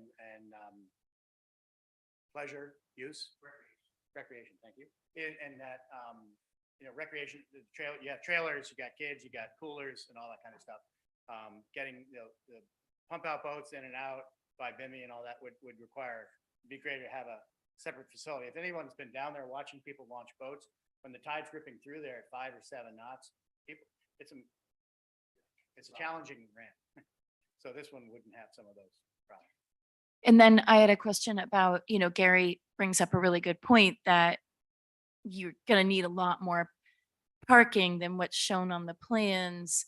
And I'm just wondering, like with the land trust, a couple of members of land trust here to ask, is that something that can be incorporated? You know, I'm not sure how much of that land needs to stay undeveloped or.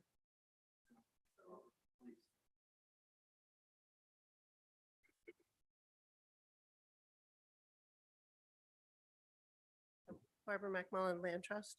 So this was a topic we had talked about, and one of the benefits of acquiring the Sanpete Meadow property was that we could incorporate development on the two properties together, right? So when whoever it was, I think Gary mentioned, it would be nice to have another dock going out. We can build another dock on the Ball O'Brien going out that way.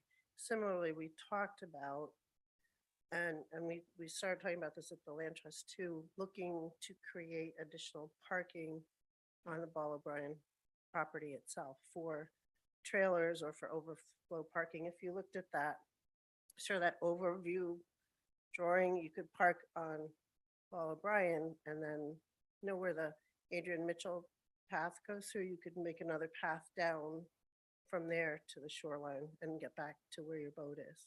So yeah, we are looking at, I think the subcommittee realizes that there is a need for much more parking than is shown there. And Ball O'Brien is kind of a natural place to do that. We do have to deal with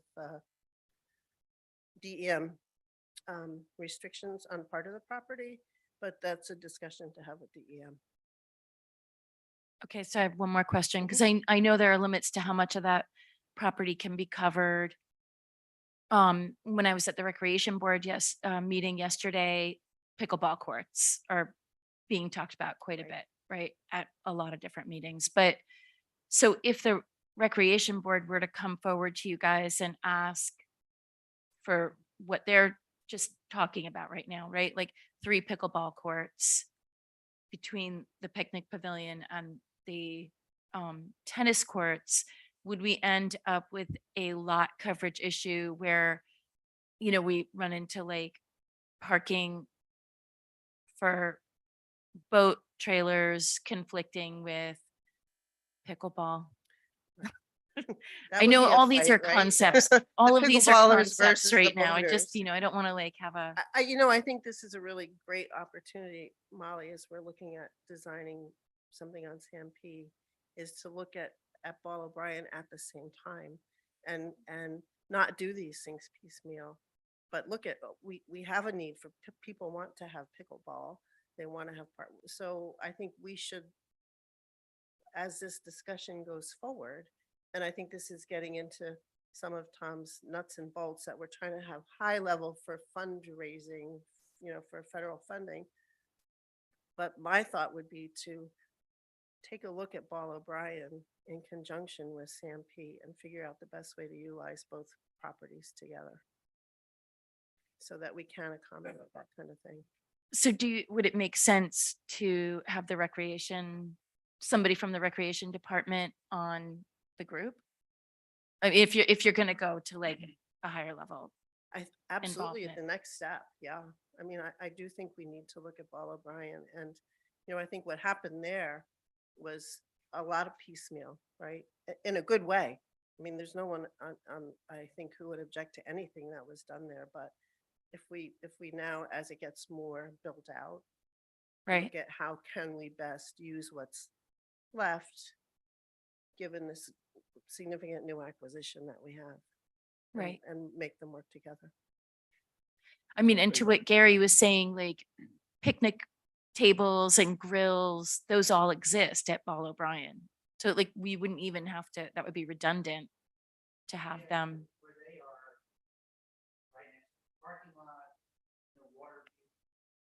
What's up on the hill Well, under but- the pavilion? But if I can, without getting lost in the where's the grill, I think right now the subcommittee, only because we talked about it a minute ago, is very intentionally 2 people from the land trust, 2 people from the town council. And it's basically the 2 owners, or we're the owner of the land, but with all the restrictions. Kate McConnell is going to every single meeting right now because of the Harvest facility and all that. I think as it moves along, assuming it's going to move along, as it moves along, recreation should be involved. I mean, there's a number of parties that will be brought in. That's really the beauty of sort of staff, right? And Tom is driving the project as facilities, but people will be added in as those efforts grow. And obviously, this is not a 1 week project. This is a long-term project. But what I like is, and for example, I think it was the Nature Conservancy or the Block Island Conservancy talked a lot about those educational things and the pathways. That's always been Barbara's sort of vision. Suddenly you've got TNC and BIC potentially very involved, which is great. So it's more inclusive, and they will be brought in as those projects start to become reality. I don't want to lose sight. More fundraising. But yeah, I don't want to lose sight of the point Molly was making and the point Barbara made, which is this is a broader opportunity. And I think we need to take advantage of that and not sort of be here in 7 years and say, oh, geez, we could have, if we had swapped out the pickleball courts for parking there, or if we had moved, whatever. I think this is a substantial enough project that we shouldn't view it as a one-off that's just going to sort of take us through a period of challenge, but actually provides an opportunity for residents. That's sort of how I've viewed this. And we've always thought of Ball O'Brien as being Yeah. an important part of developing the SAMP because we can shift some of the uses from one to the other back and forth. That's interesting. Any other So comments? what was the ultimate determination on rec department? Just real quick, my name's Charlie Gustafson. I serve on the Harbors Committee. Just 1 second. Yeah, okay. Martha was asking a Oh, question. I was actually, I guess I'm not speaking loud enough. Was there a final consideration about rec department? Because I think rec department should be included. Yeah. Especially when you start talking about using their land for the parking that you said you weren't going to need. And, but I also think it's really important to hold a line because everybody in the universe is going to want to have a voice in here, and you will not get Mhm. anything done if you do that. Well, I think rec is important. I think provided Marianne considers it a valuable use of resources, I think Dave Sniffen should go to those meetings just like Kate McConville has. That's my opinion. I'm sorry, sir. Would you just state your name for the record, please? All right. Charlie Gustafson. I serve on the Harbors Committee. Yeah. The topic has been on our agenda, I think, for the last couple of years. We hopefully provide a lot of input, and just to echo what Gary and Bill had to say, this is what I see here is just tremendous advancement in terms of discussion. Just a couple of quick questions. Maybe it was implied, but is the facility intended to be a year round? So it's going to have heat and things of that.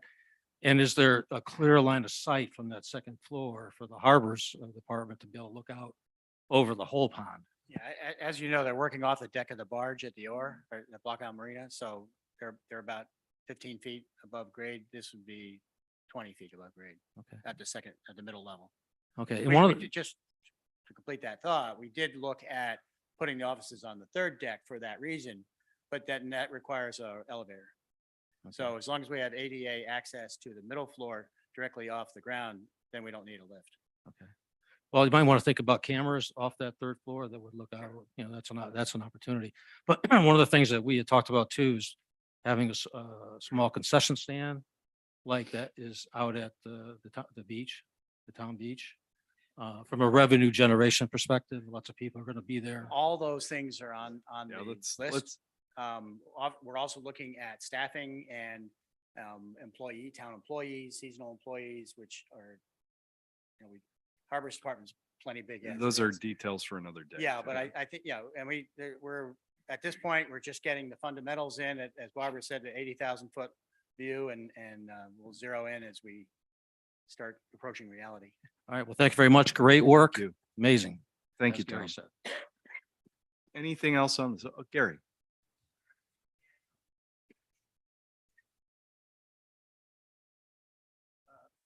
A dog walking area would be great. but I was wondering about possibly if it might be advisable to put the mechanicals on the second floor instead of the ground floor because of flooding. Just a thought. Terrific, thanks. Anything further on this matter? Thank you, Tom. That was great. Thank you, Land Trust and Committee for the Great Salt Pond, for your roles. Item number 10, receive an update from the Block Island Fire and Rescue regarding ambulance. Right now, Chris Hobie has been here. He's gone out. He's fought a brush fire. He's come back. Keep And out. gotten power back on the island. Exactly. Yeah, restore power. So I guess we should give him a turn. I'm leading this. I'm gonna take the lead on this. Is that Yes, okay? yes. Okay, I'll take the lead, Chris. We orchestrated this, so we don't want to mess with it. Yeah. And Mike and Chris will be for the fire department are here. So just to provide an update to the council, for a number of years, the fire department has been looking to have a third-party vendor bill for rescue services. And this has been discussed since I've been here, so it's been discussed for a while. The fire department, after they had a vote of the membership, did contract with a company called Coronis. This company currently, just so you know, is in 33 communities and fire districts in Rhode Island alone. And they do all the third-party billing for rescue-related services and calls. So what will happen is if there's a rescue call and a person is transported by the rescue department to the medical center, this third-party company will bill their insurance company. And they'll do this for residents and non-residents. So if the bill is $250 and your insurance company pays $100 with $150 remaining, the third-party vendor will bill for the remainder of the balance. However, the fire department has decided that only non-residents folks will be billed. Residents folks will not be billed. If you're a resident and you don't have insurance, you will not be billed for services also. So I just want to be clear on that particular item. So Mary Ann, would you clarify resident? Is that summer or year round? I have left the definition, the fire department are coming up with the definition as it relates to residents. We know we have property owners that are here annually, some are here seasonally and stuff like that. So that is something that they are working on.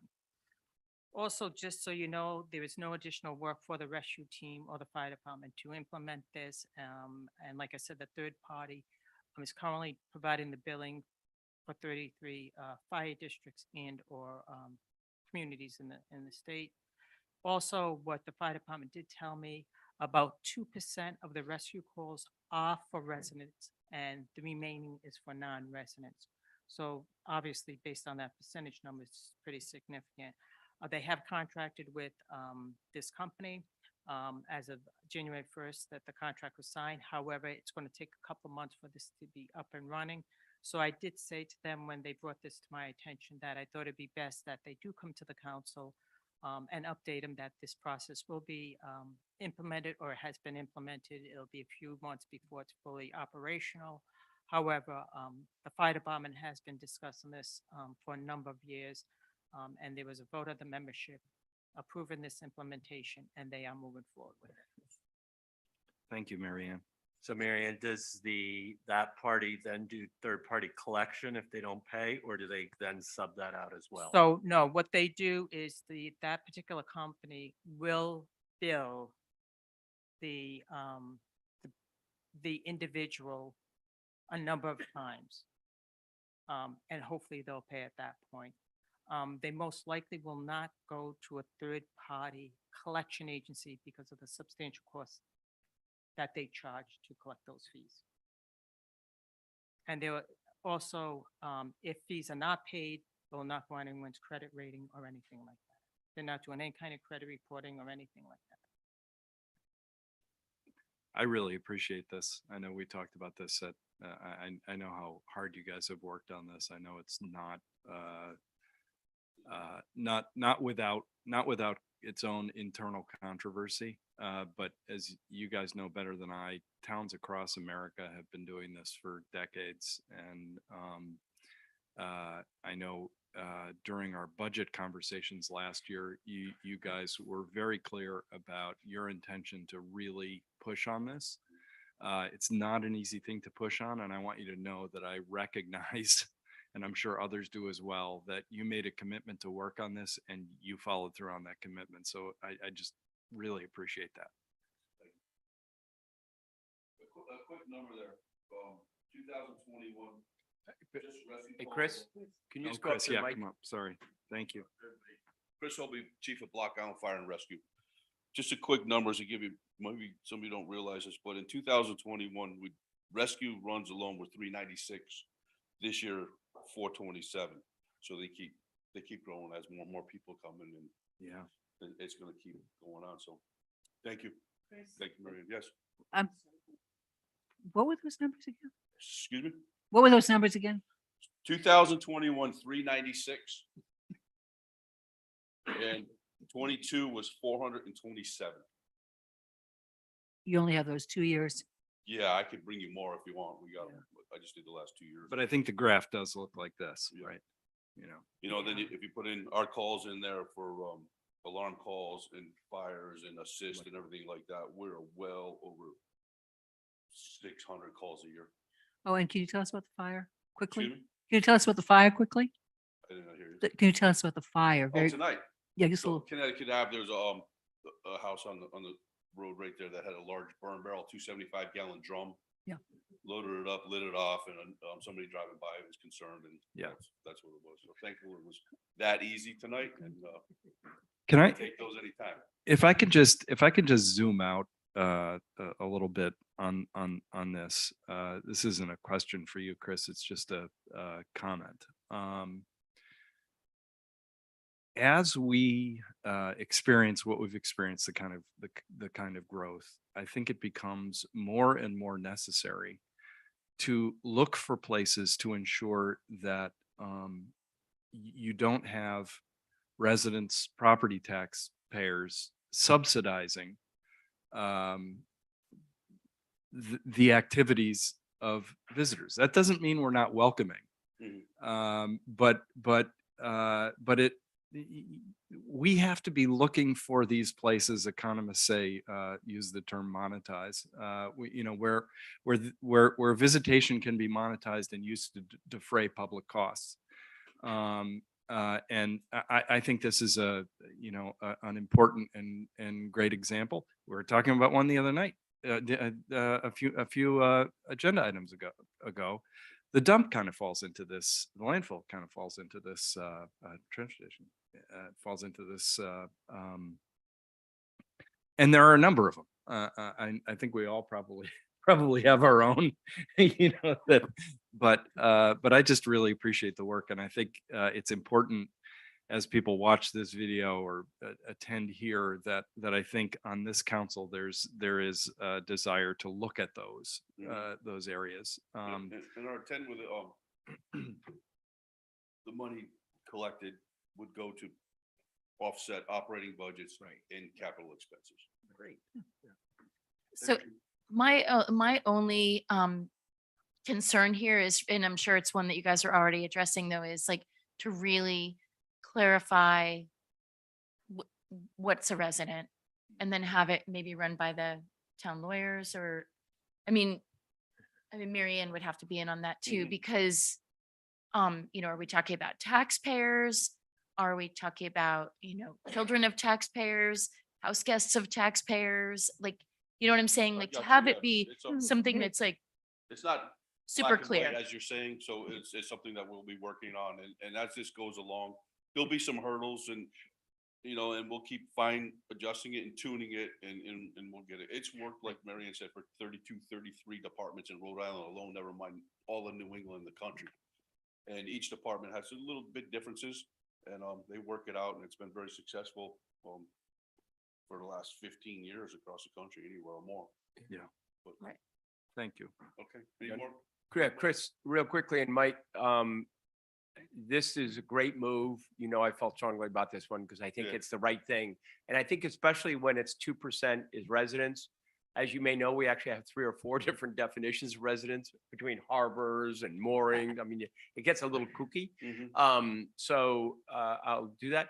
98% of the calls, though, are people who are from the mainland, tripped, fell, whatever it may be, and they're probably shocked that they don't get charged. So I think there won't be a whole lot of blowback from that 98%. I think it's probably expected to some degree, and I really appreciate also the dialogue that's gone on because it's very compassionate and heartfelt for those on the island, right? And we don't want to put those people that are on the edge suddenly over the edge. And so I think the conversations have been going on great, and I appreciate where you guys ended up, and thank you for all the work. Gary, did you? Oh, Mike, 1 second, Gary, if you don't mind. Mike LaFaro, Treasurer, Fire Department and Rescue Squad. Just want to add one thing, and let's not forget the primary purpose of this. Yeah. We are going to go after the insurance companies. Someone doesn't have insurance, obviously, we're almost at ground zero. So I do want to emphasize Good point. that the first call is the insurance companies, okay? Right. And Who are used to paying for this stuff? yeah. Yeah. And that's the object of this, to help the current taxpayer with maybe some relief. We can't quantify numbers until we start the process. A year or two, we'll learn a lot. We'll get back with you. We'll know. Thank you. How we're doing and what's going on. We'll probably see at some point in the next couple of years, right?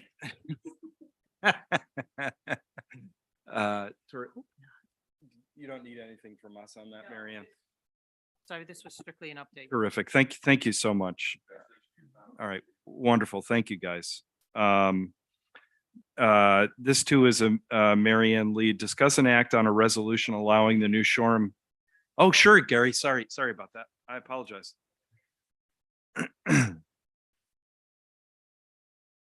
I was going to talk about the second thing, but I'm going to just mention, I believe there's the only place that doesn't adhere to the on the books definition of a resident, which is approximately, I think, 9 months living here, is the Harbors Department, to my knowledge, and I've been trying to get that changed, but nobody else seems to want to do that.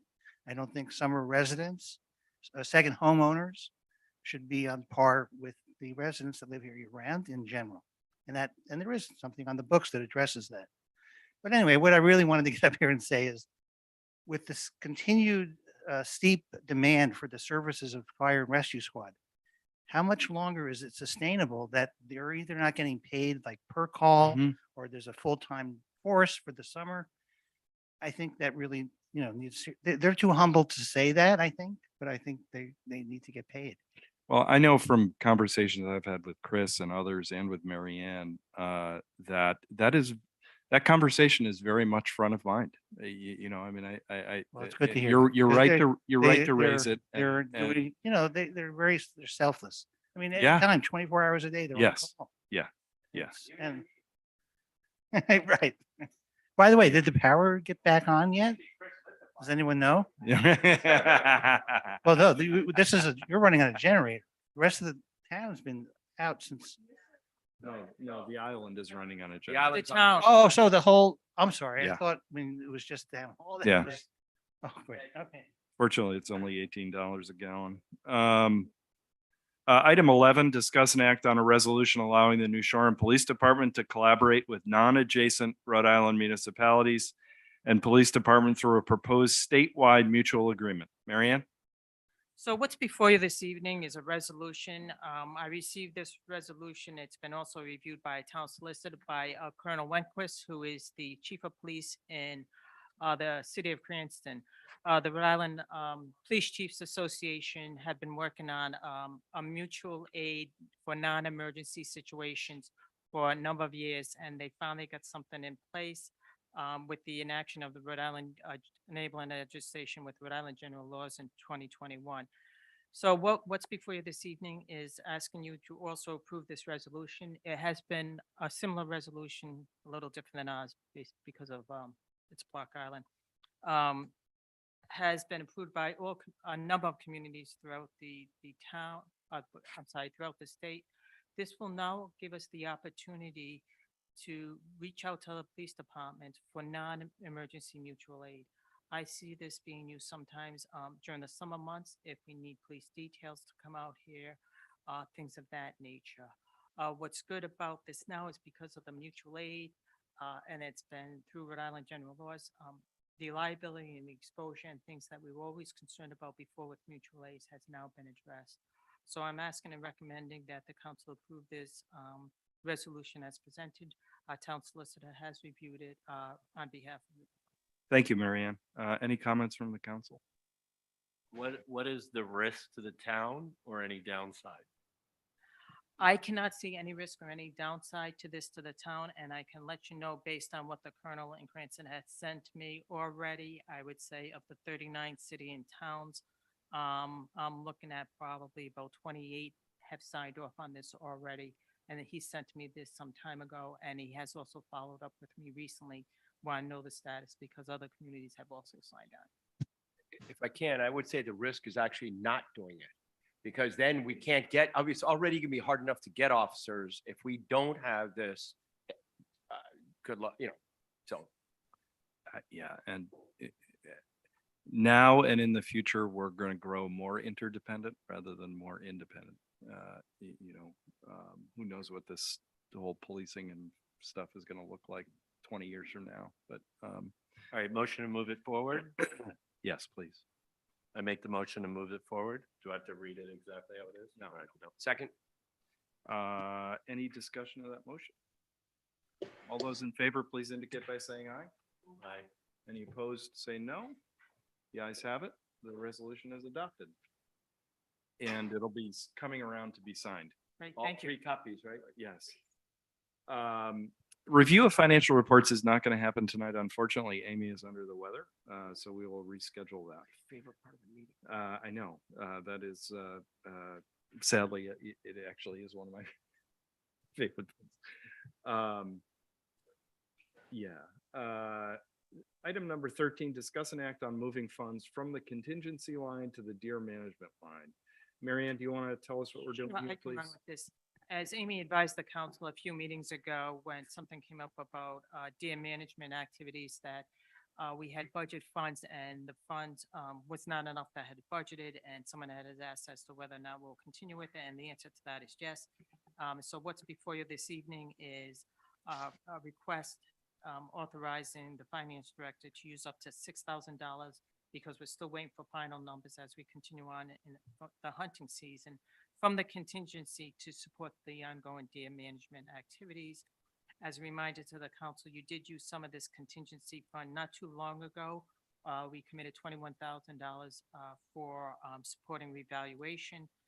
That leaves us a balance of $29,000. If you take this $6,000, it still leaves us a balance of $23,000 in the contingency. So based on Amy's memo here, I recommend and support that $6,000 be taken out of the contingency fund to support deer management activities. So the total is 6,000? No. Up to $6,000, yes. In addition to the 12 that's there, right? Yes. So 18. So no, we're not taking 18. Let's just The allocation from contingency is 6,000. 1,000. That's correct. I would make a motion to approve. Can I just ask a question Yeah. before? So what is the average on an annual basis in that contingency fund, given we're only in January? So the contingency fund has we budgeted $50,000. We used 21,000 already. There's 29,000 left. We'll use we're recommending using another 6 this evening, which will leave us with 23,000 for the remainder of the fiscal year. I've been here now 2.5 years, and this is the first year, starting with the property revaluation, that I've seen us use the contingency fund. And anything else anticipated for it at this time? There may be one other item that may come before the council as it relates to the lobbyists and their fees.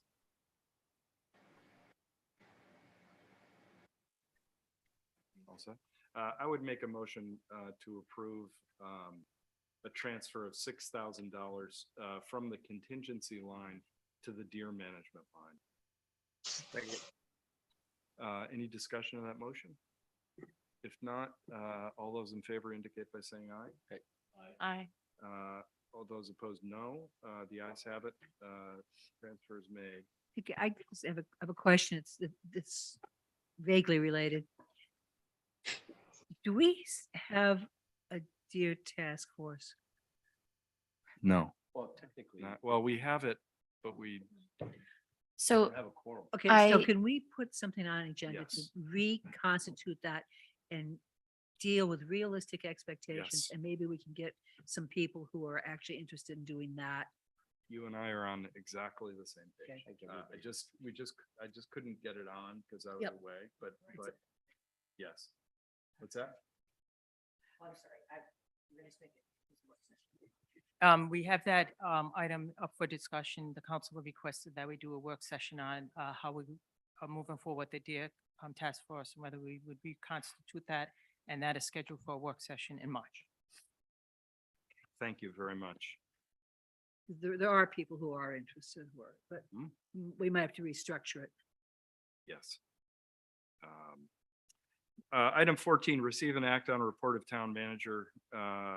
Marianne, if you don't feel compelled to read your thing, it's now 9:10. That's fine. We can just talk. Yes. Sure. There's just a couple of things I would like to update the council on that has happened in the last 24 hours. One is if you read about the information regarding Harbor Master Kate, about the intermediate marina management course down in Charleston, South Carolina. She did receive news this morning that she has been accepted in that program, and Kate will be heading to Charleston, South Carolina at the end of February to participate in this marine management program. And it's being put on by the Association of Marine Industry located in Warren, Rhode Island. So I think this is a wonderful opportunity for Kate, and I'm so happy that, number one, she applied for another, number two, she's been accepted in the program. Also, this evening, just before we came into the meeting, we did receive communication, Kate and I received communication from James, our attorney, saying that CRMC is ready to approve our harbor management plan. No. And wait, No. and Let's see it done before we say anything. You said that last time. and Kevin. Clear from that change in CRM first warden mattered. And Kevin from CRMC said he would, let him know about when the next harbor management meeting is. Be happy to attend. So Kate responded, tomorrow at 1, I'll Zoom you in. So I don't know if wonderful. it's going to be available. That's but great. That's We great. just got that literally at 4:13 this afternoon. That's wonderful. Congratulations. I will say that news about Kate doing that training.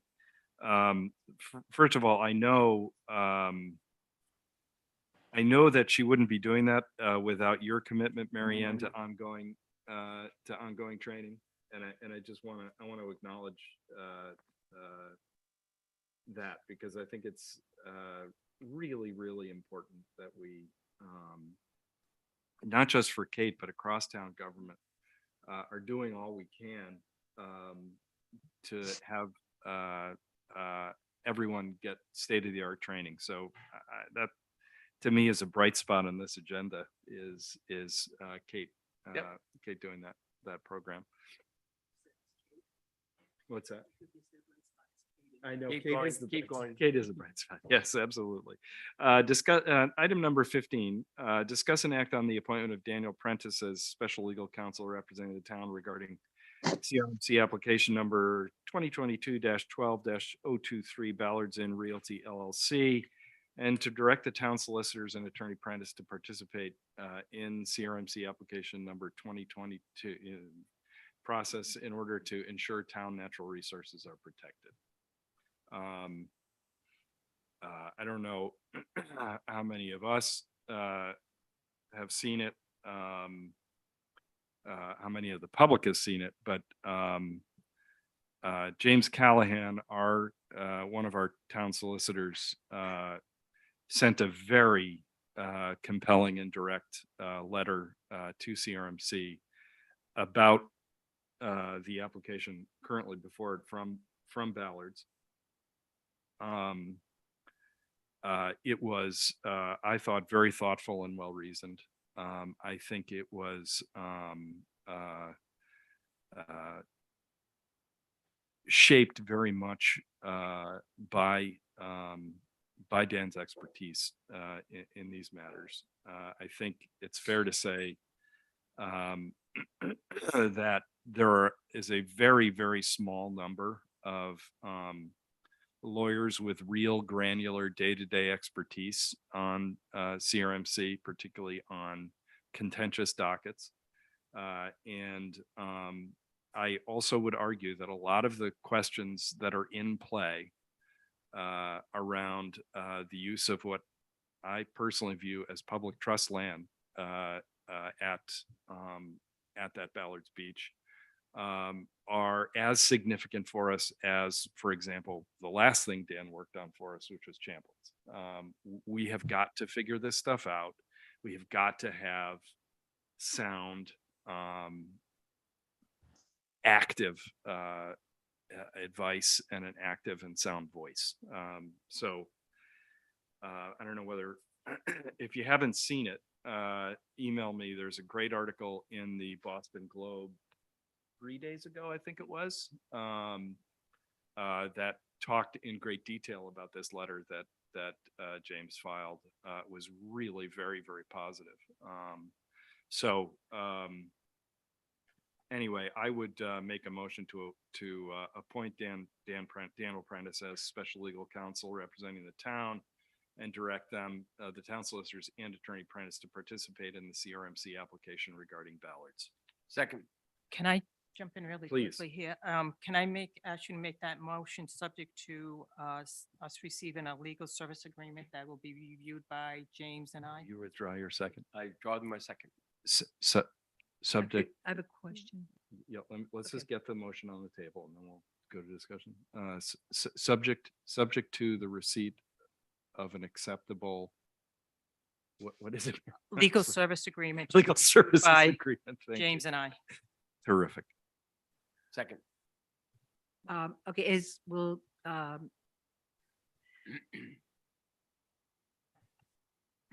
Attorney Callahan be kept in the loop on these matters? Yes, he will.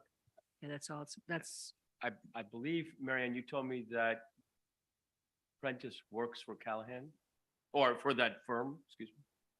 Is that- Hi, Keith and Sven and Martha, everybody. How are you? whoa. Now we're up on the ceiling. James, for the record, it wasn't you that David Lewis was talking about. But David Lewis is very happy right now.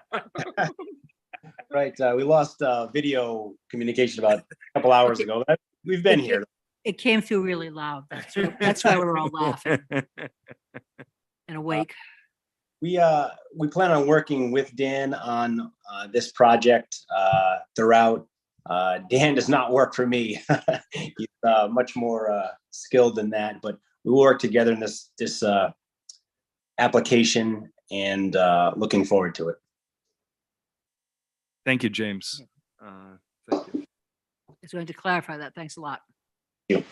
Any further discussion on this motion? All those in favor, please indicate by saying aye. Aye. Any opposed? No. The ayes have it. That is done. Item 16, discuss with the town manager ongoing grant acquisition strategy and plans, including staffing requirements. This item is on because of a sort of more general conversation we've been having, or episodic conversation, I guess, that we've been having around grant opportunities and maximizing the town's efforts in that regard, as sort of a priority thing. Marianne, I know you want to review the Rhode Island program, which I think people would be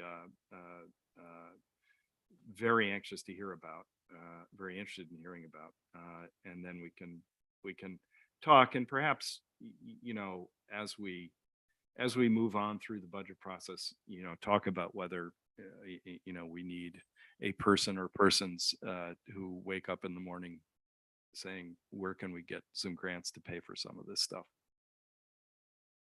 So, just to provide a little bit of background, we all know there's a lot of funds out there as it relates to infrastructure funds, and we've heard all about it.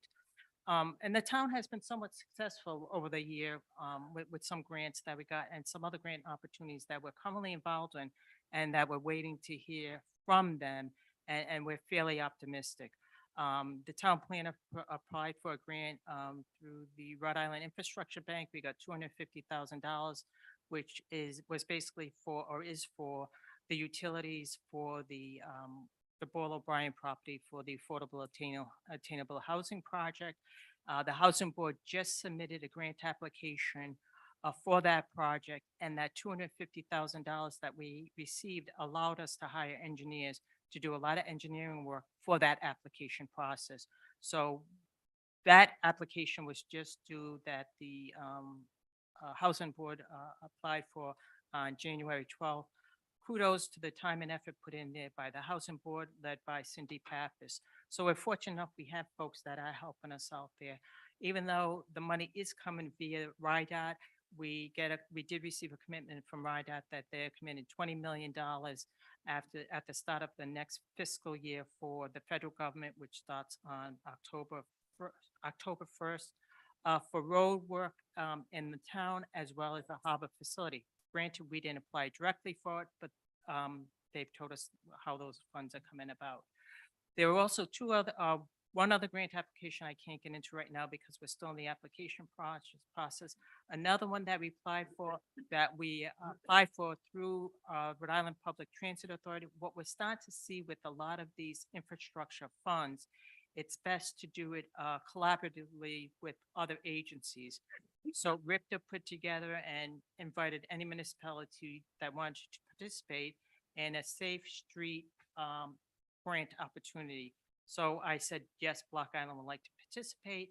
That application was sent in by RIPTA and had, again, a number of communities, well into the 20s, probably low 30s of communities throughout the state.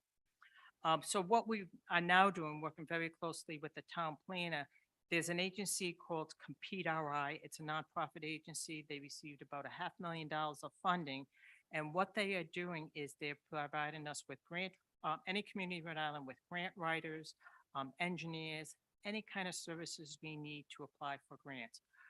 Right now, over the holidays, we present prior to the holidays, we presented to this Compete RI, the transfer station and the possibility of the renovation of that.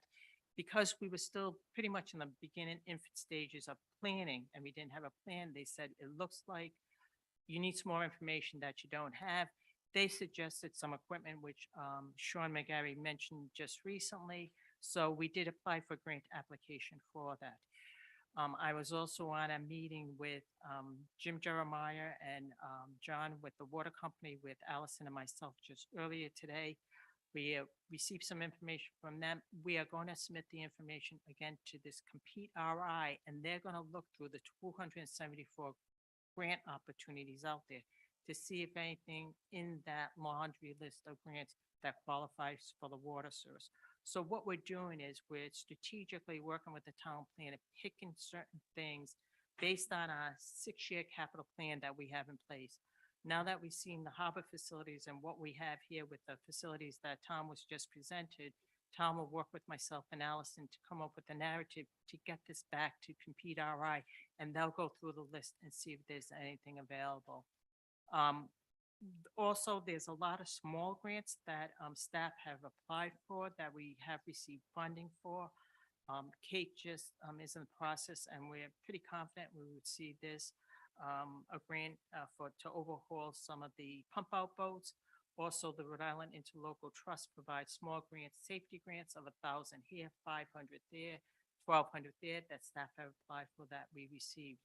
What I should do is at some point start total tallying some of these numbers because I think that'd be. it's starting to add up with what the staff is doing. With that said, maybe in this budget cycle, we do have $6,000 funded for a grant writer. It's not much money. I think we may see that increase this year and have find a number of grant writers that we have on call that we can reach out to that can help us with some of these projects. Yeah, I would like maybe once Compete RI, if they don't continue, they run out of funding, I would go to them and say, who did you use? Because, we'll go Yeah. back and say, great idea. we'll steal some of their thunder and use those folks. So Mm-hmm. staff is on top of the infrastructure funding. We're well aware of that. And we're fortunate enough to be able to have this Compete RI, and they've been responsive to us. And the League of Cities and Towns also has been working very closely with us. And the fortunate that we have people like on the Housing Board and Allison that really are very much in tune to grant writing and have done a phenomenal job with us. Can I just say, before we open it up to further questions, you do understand, we didn't want this on the agenda to say that the town was dropping the ball on these things. It's just, you can't pick up a newspaper without seeing somebody got a grant from the federal government for something. And there's just so much money available. That was a great update, and I think it would be worthwhile, to keep a running tally of, what we've gotten and what we've applied for. Just so that, we know this because we stop by and we talk and see, but from the residents' perspective, they're reading the same articles we are and saying, how come we're not getting anything? Well, the answer is actually we are. And actually we have our eye on this ball. So anyway, Sven? Yeah, Marianne, maybe you can help me, and this is probably longer than a conversation starting at 9:15, but I agree. Which is really 10:15? Yes, got it. But it's not, it's because we started at 6. That was Martha's point. If I'm in, doesn't matter where, recreation or whatever, how does it start? Is it up to the department head to sort of look around and say, hey, I need a grant for bats or baseballs, how does it work? How do identifying grants really start at the department level?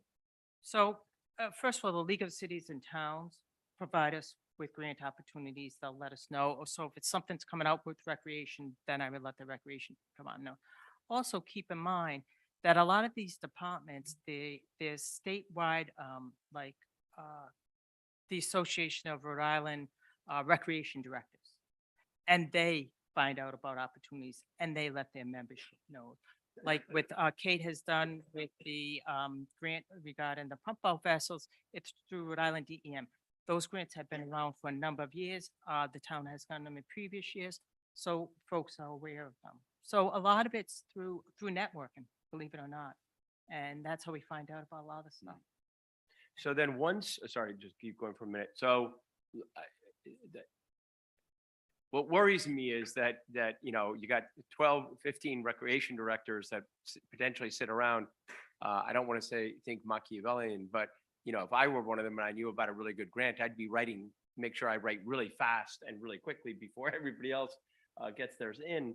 But then once it gets in, and go back to Dave hears about it, would he then go to you, or you would collaborate, and then the planner writes a grant, or you go to this Compete RI? What's the step then? So the Compete RI, I'm just thinking of the process. yeah, Compete RI is strictly the infrastructure related Oh, okay. grants. So if we separate those out. Thank you. I didn't know that. The other ones, for instance, I was on the ferry a week ago, heading North Island, and Dawn came up to me. She was sitting there and she said, guess what? I got good news. I just got a $1,000 grant from the trust. She got the grant application. It was a simple one pager. She filled it out. She came in, asked me to sign it. I signed it and she sent it off. So a lot of times the employees see them. A lot of times they could be researching grant opportunities. Also keep in mind, a lot of these grant opportunities, they are competitive grants. Yeah. And some of them had criteria. And therefore, when you say another recreation director may not tell us because, it's competitive, however, they may not meet the criteria. Right. And therefore they won't. The same woman, Dawn, came up to me and said, gee, I noticed on DEM's website that they awarded a bunch of grants in the fall, and I noticed pickleball was what they water for a lot of the communities. Are you okay if I explore and work with Dave an opportunity to, you know, apply for a pickleball grant and where we could possibly put it? So they're doing the legwork also as it relates to where something can be located and things of that nature. And is that how most towns, I don't know this, so that's why I'm asking, is that how most towns do it? I mean, it seems a little bit catch can, right? I mean. So how most, yeah. Do your major communities like Providences and stuff like that, do they have grant writers and Department of Grant Writers? Absolutely. Are your smaller departments, what you have, believe it or not, most of your grant writers are the lead, are your town planners. Thank you, thank you. Well, I was gonna mention what Marianne mentioned about Dawn yesterday announcing those, that grant, but my question is, we had a grant writer, position and that person left, retired from that position. Are we planning on replacing that person? I think how we need to approach grant writers is more on an ad hoc basis. The previous grant writer we had was excellent, but she also had done a lot of other work with the town. And I think what we're paying her is probably what we won't. I think the cost of grant writers are more expensive than what we were compensating her. So is it your sense that I'm following up on Molly's question, that we need writers or finders? That's, you know what I mean?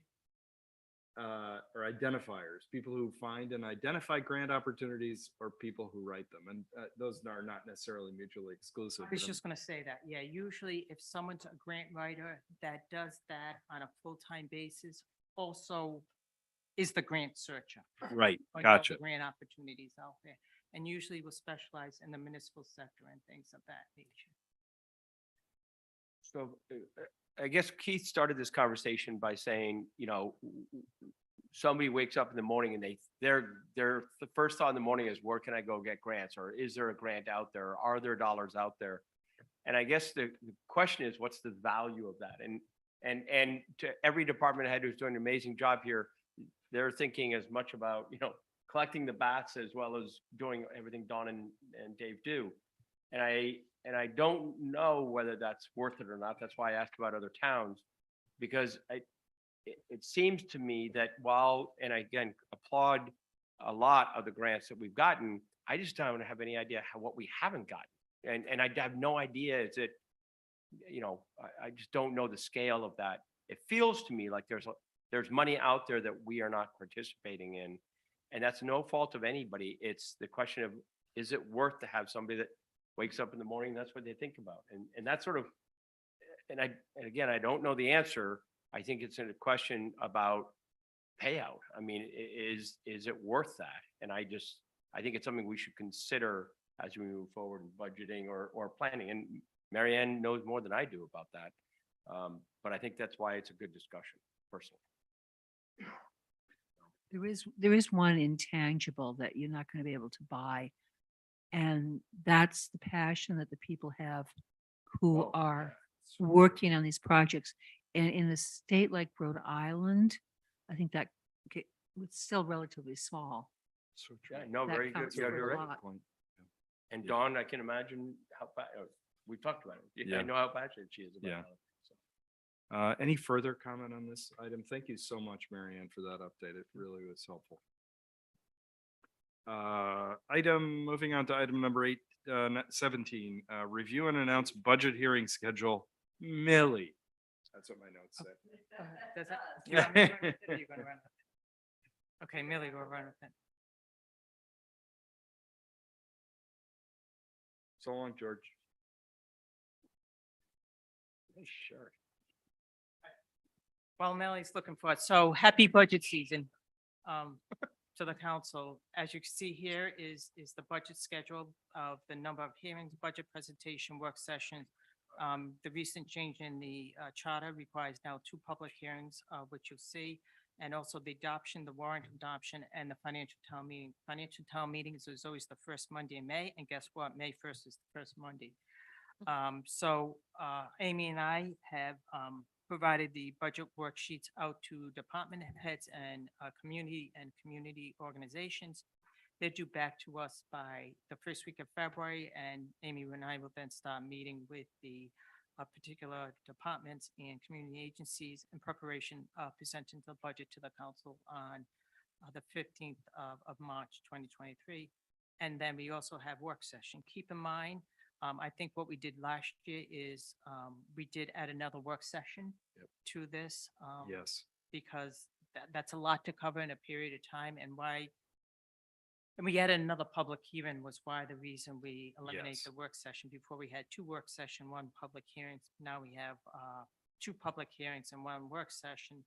But I think the council most likely would like to possibly have another work session probably between the 21st and the 29th before we get into the public. I think hearing. that's quite likely, and for our calendar's purposes, I think we should, I'd rather have one on the calendar that we Then, decide we yeah. don't need.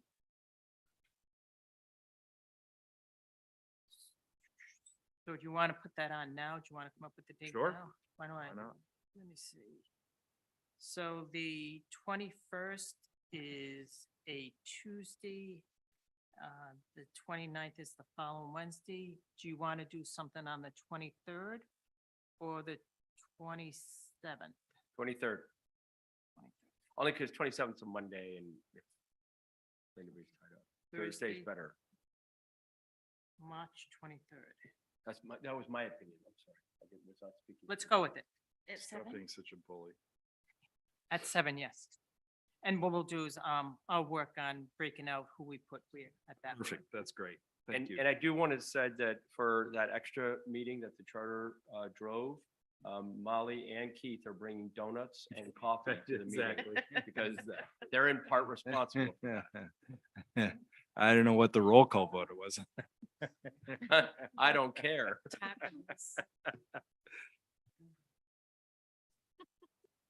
I think Neil and to some extent Molly, though Molly has participated in a lot of these budgets over the years. This process, though it can be exhausting, is like the best possible way to learn about how the town works. So it's worth everything you get on this. Ask. It's really helpful. Yes. Thursday, the 23rd at 7 PM. Do we need to make a motion for this, Millie, or just, this is just a public information thing? Wonderful. Thank you.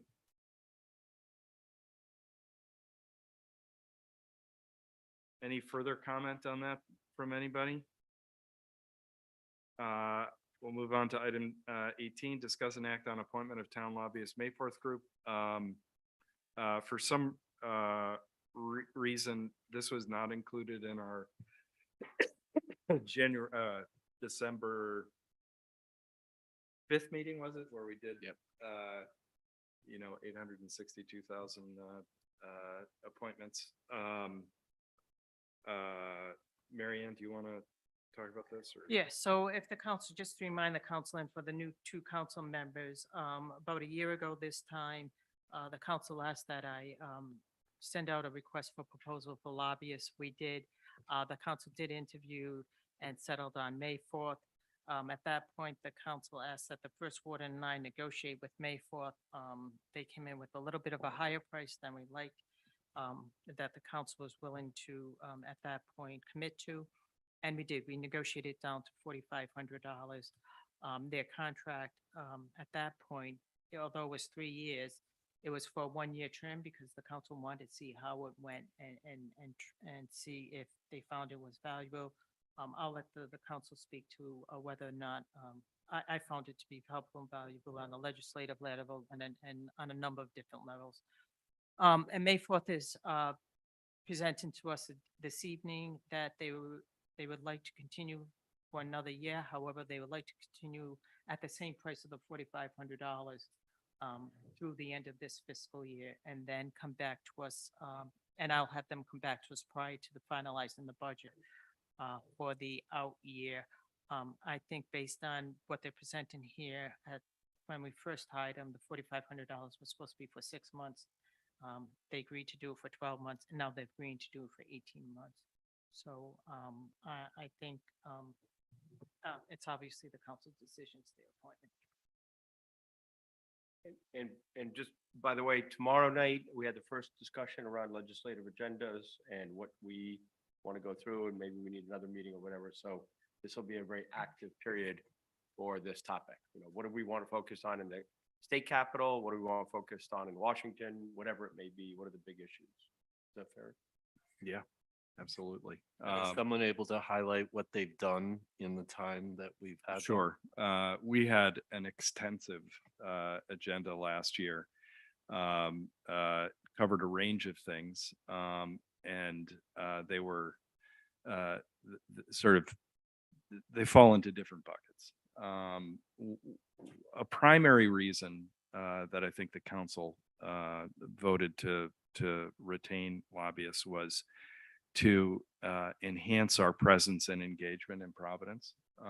And that has happened very well. Basically, whenever, wherever we can go to Providence and meet.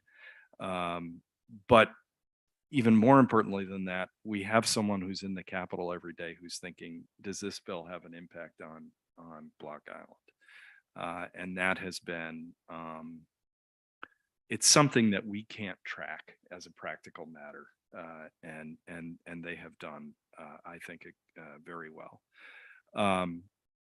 In addition, we've had particular pieces of legislation. We had a very comprehensive piece of legislation that was built around, you'll hear more about this tomorrow, but it was built around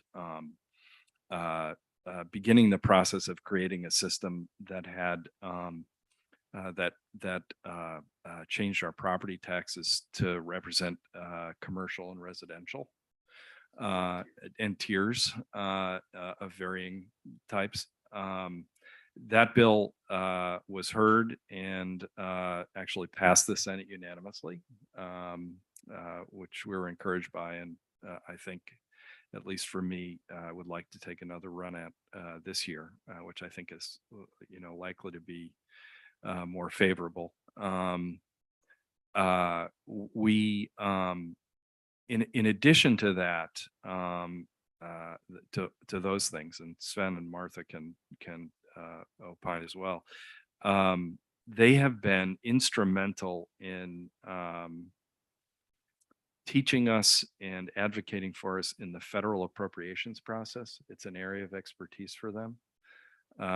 And it's not sort of, there will be a more formal announcement about this. I think it's out out and around, but the federal budget bill that was recently signed by the president included $2 million for the Block Island Medical Center construction. That was, to some extent, a result of to a great extent. Okay, so yeah. Well, also, Yeah, please. Yeah. one of the bills, and I think almost all of us were there, was on housing. And where basically the multiplier for affordable, we were able to get back to sort of where Newport standards were versus other parts of Rhode Island. So it was really about income levels and how affordable is defined. So it helped us. And that was actually a really interesting one, because in the meeting, a woman very appropriately challenged and was worried about how changing Block Island would suddenly start this trickle of all other towns wanting to change it, and would actually hurt affordable or low income people, because suddenly now the bar's been raised, so it would get more wiped out. May 4th really helped in meeting with her, talking about it and realizing how different we were, a la the ferry and the separation, that you can't compare Johnson versus Block Island, or you can, but the second one was on reevaluation. They helped at the last minute, if I can say so, Marianne. At the last minute, we suddenly had to extend the reevaluation. It should have been done, or theoretically, it was supposed to be done last year. we got it at the last minute put on the bill to be able to get extended to this year.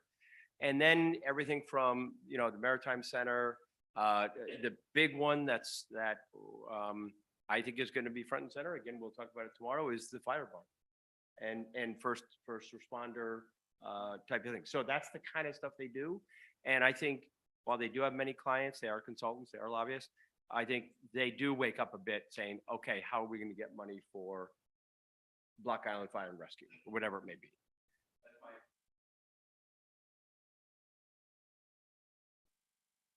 Any other questions or comments? I just don't think we can state the importance of having somebody there. I mean, anytime anybody can go up, it's great because everybody's always impressed if somebody shows up from Block Island. But the reality is, you know, especially in the wintertime when General Assembly is in session, it can be a little tricky. And that's, I mean, half the battle is being there. It's a really good point. And I think I've mentioned this before. I might have mentioned before that the Historical Society is doing something on the 50s and 60s, but it's really interesting to go back and to look at the amount of money, the amount of resources that the state put into this island between 1950 and probably the mid 60s, when we shifted from Newport County to Washington County and when we lost our representation. And in fairness to everybody who's represented us and everyone has done really, you know, as much as they could, you're representing more than one town and it's really tough. And sometimes there are conflicting interests. So having someone there is really important. Thank you. I'd make a motion to act on the appointment of May 4th Group as the town's lobbyist. Second. More discussion? All those in favor indicate by saying aye. Aye. Aye. Opposed, no. The ayes have it. Agenda item number 19, discuss and act on board, commission, and committees. A is act on exception to the charter provision prohibiting town council members from serving on any board or commission regarding Neil Murphy. On that one, I would like to make a motion, but it was just for your background. The charter prohibits town council members from serving on boards or commissions, except for a specific period for a specific reason. So I'm going to just be clear and make this motion because I guess it wasn't as clear as it should have been. I'm going to make a motion to appoint Neil Murphy to the Tourism Council for 1 year. And the specific reason is that it is a board that is experiencing some significant turnover. And the continuity that Neil can provide, given his months of work there, will be helpful as we head into what I consider a really critical tourism season. So that's my motion. Second. Any discussion? I have a question Yes. on this list that we have about open positions. It says two-year terms open on the Tourism Council. Is Neil's one of those? Neil's, no, Okay. Neil's. wanted to This is, clarify thank you for clarifying that, Okay, actually. thank you. All those in favor indicate by saying aye. Opposed? Ayes have it. B, appoint Island Light and Power shareholders. Two shareholders. Currently, it's Sven and Martha. Now, Yeah, please do explain this to us. I will do my best, and then Millie and Marianne can bail me out. I was under the impression that Island Light and Power had been dissolved. Apparently, there remained a pending question before the IRS. And as a result of that pending question, lo and behold, we have a refund coming from the IRS. $97,000. Of $97,000. You and Sven get to split it. I think that's how the bylaws work. Yes. That comes to the town. Yes, yes. So I think you have to have, maybe one more meeting. So I would make a motion to reappoint Sven Reese and Martha Ball to the Island Light and Power shareholders positions Can you make it Second. contingent until it's dissolved? until it's dissolved. Okay.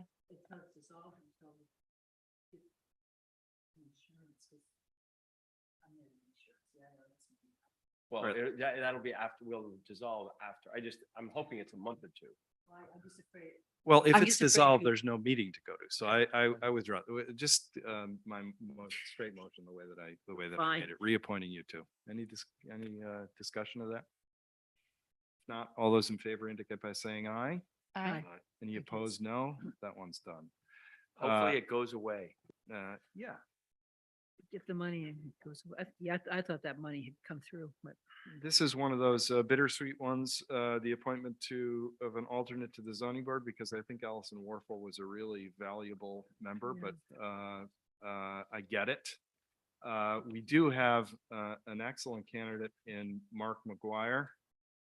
His statement of interest is in the packets that you got for this meeting.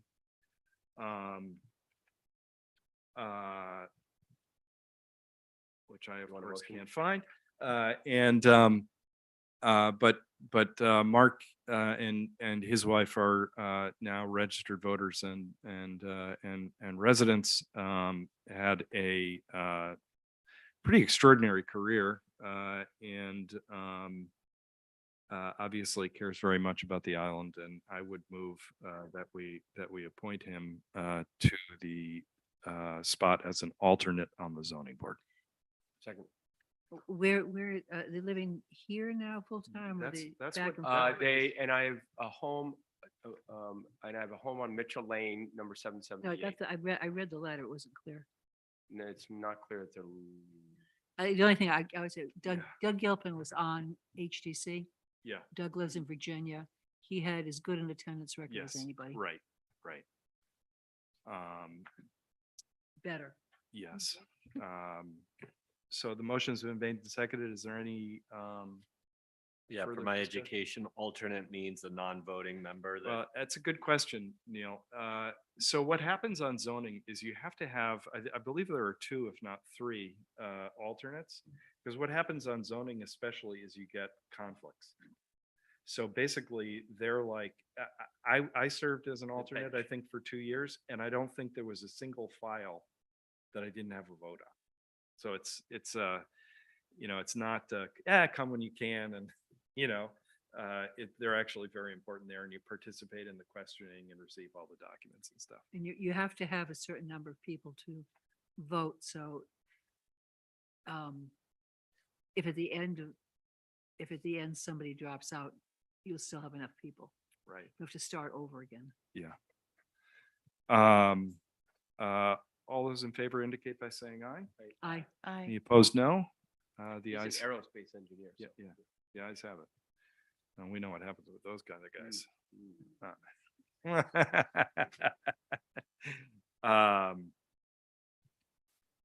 We have a note from Christina Peterson, who's the innkeeper at Barrington Inn in Harborview, requesting to be appointed to the Tourism Council for a term expiring in 2024. I think everything I've heard is very positive. Yes. And I would make a motion to appoint Christina Peterson to the Tourism Council for a term expiring December 2024. Seconded. Is there any further discussion? If not, all those in favor, please indicate by saying aye. Aye. Aye. Any opposed, no. The ayes have it. We took up, Can I just say one thing? yeah. Sorry, there were a number of people, I'm sure Jess is here. There were a number of people who left the Tourism Council this year, I believe. And they had served for many, many years. I can think of a few of them, and I just want to thank those guys that stood strong for so long. Yes. And thank you. Absolutely. Is there still an opening?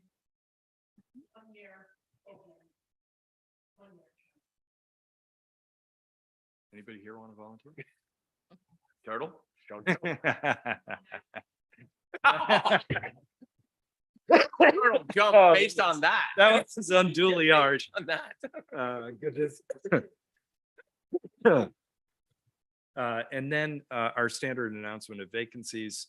Commission on Motor Vehicles for Hire, 1 3-year position for a person who does not hold a town taxi, bus, or limousine license.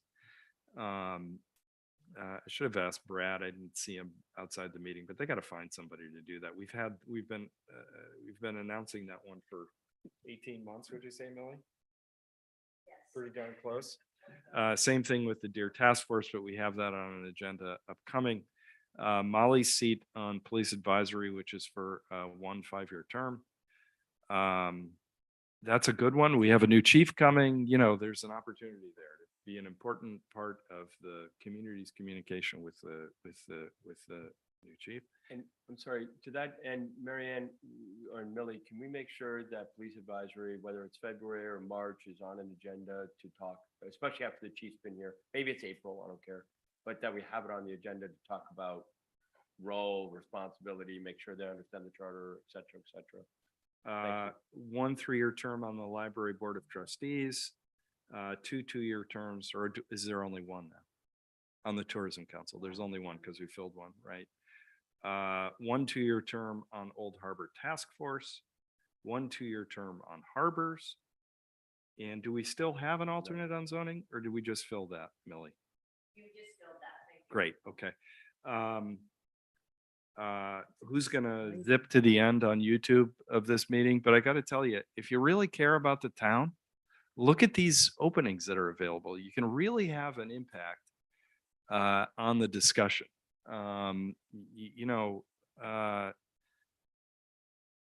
Literally pretty much every single one of them, you're touching on a critical area that we need to focus on.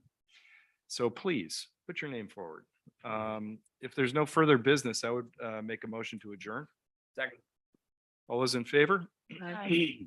Thank you. We're adjourned.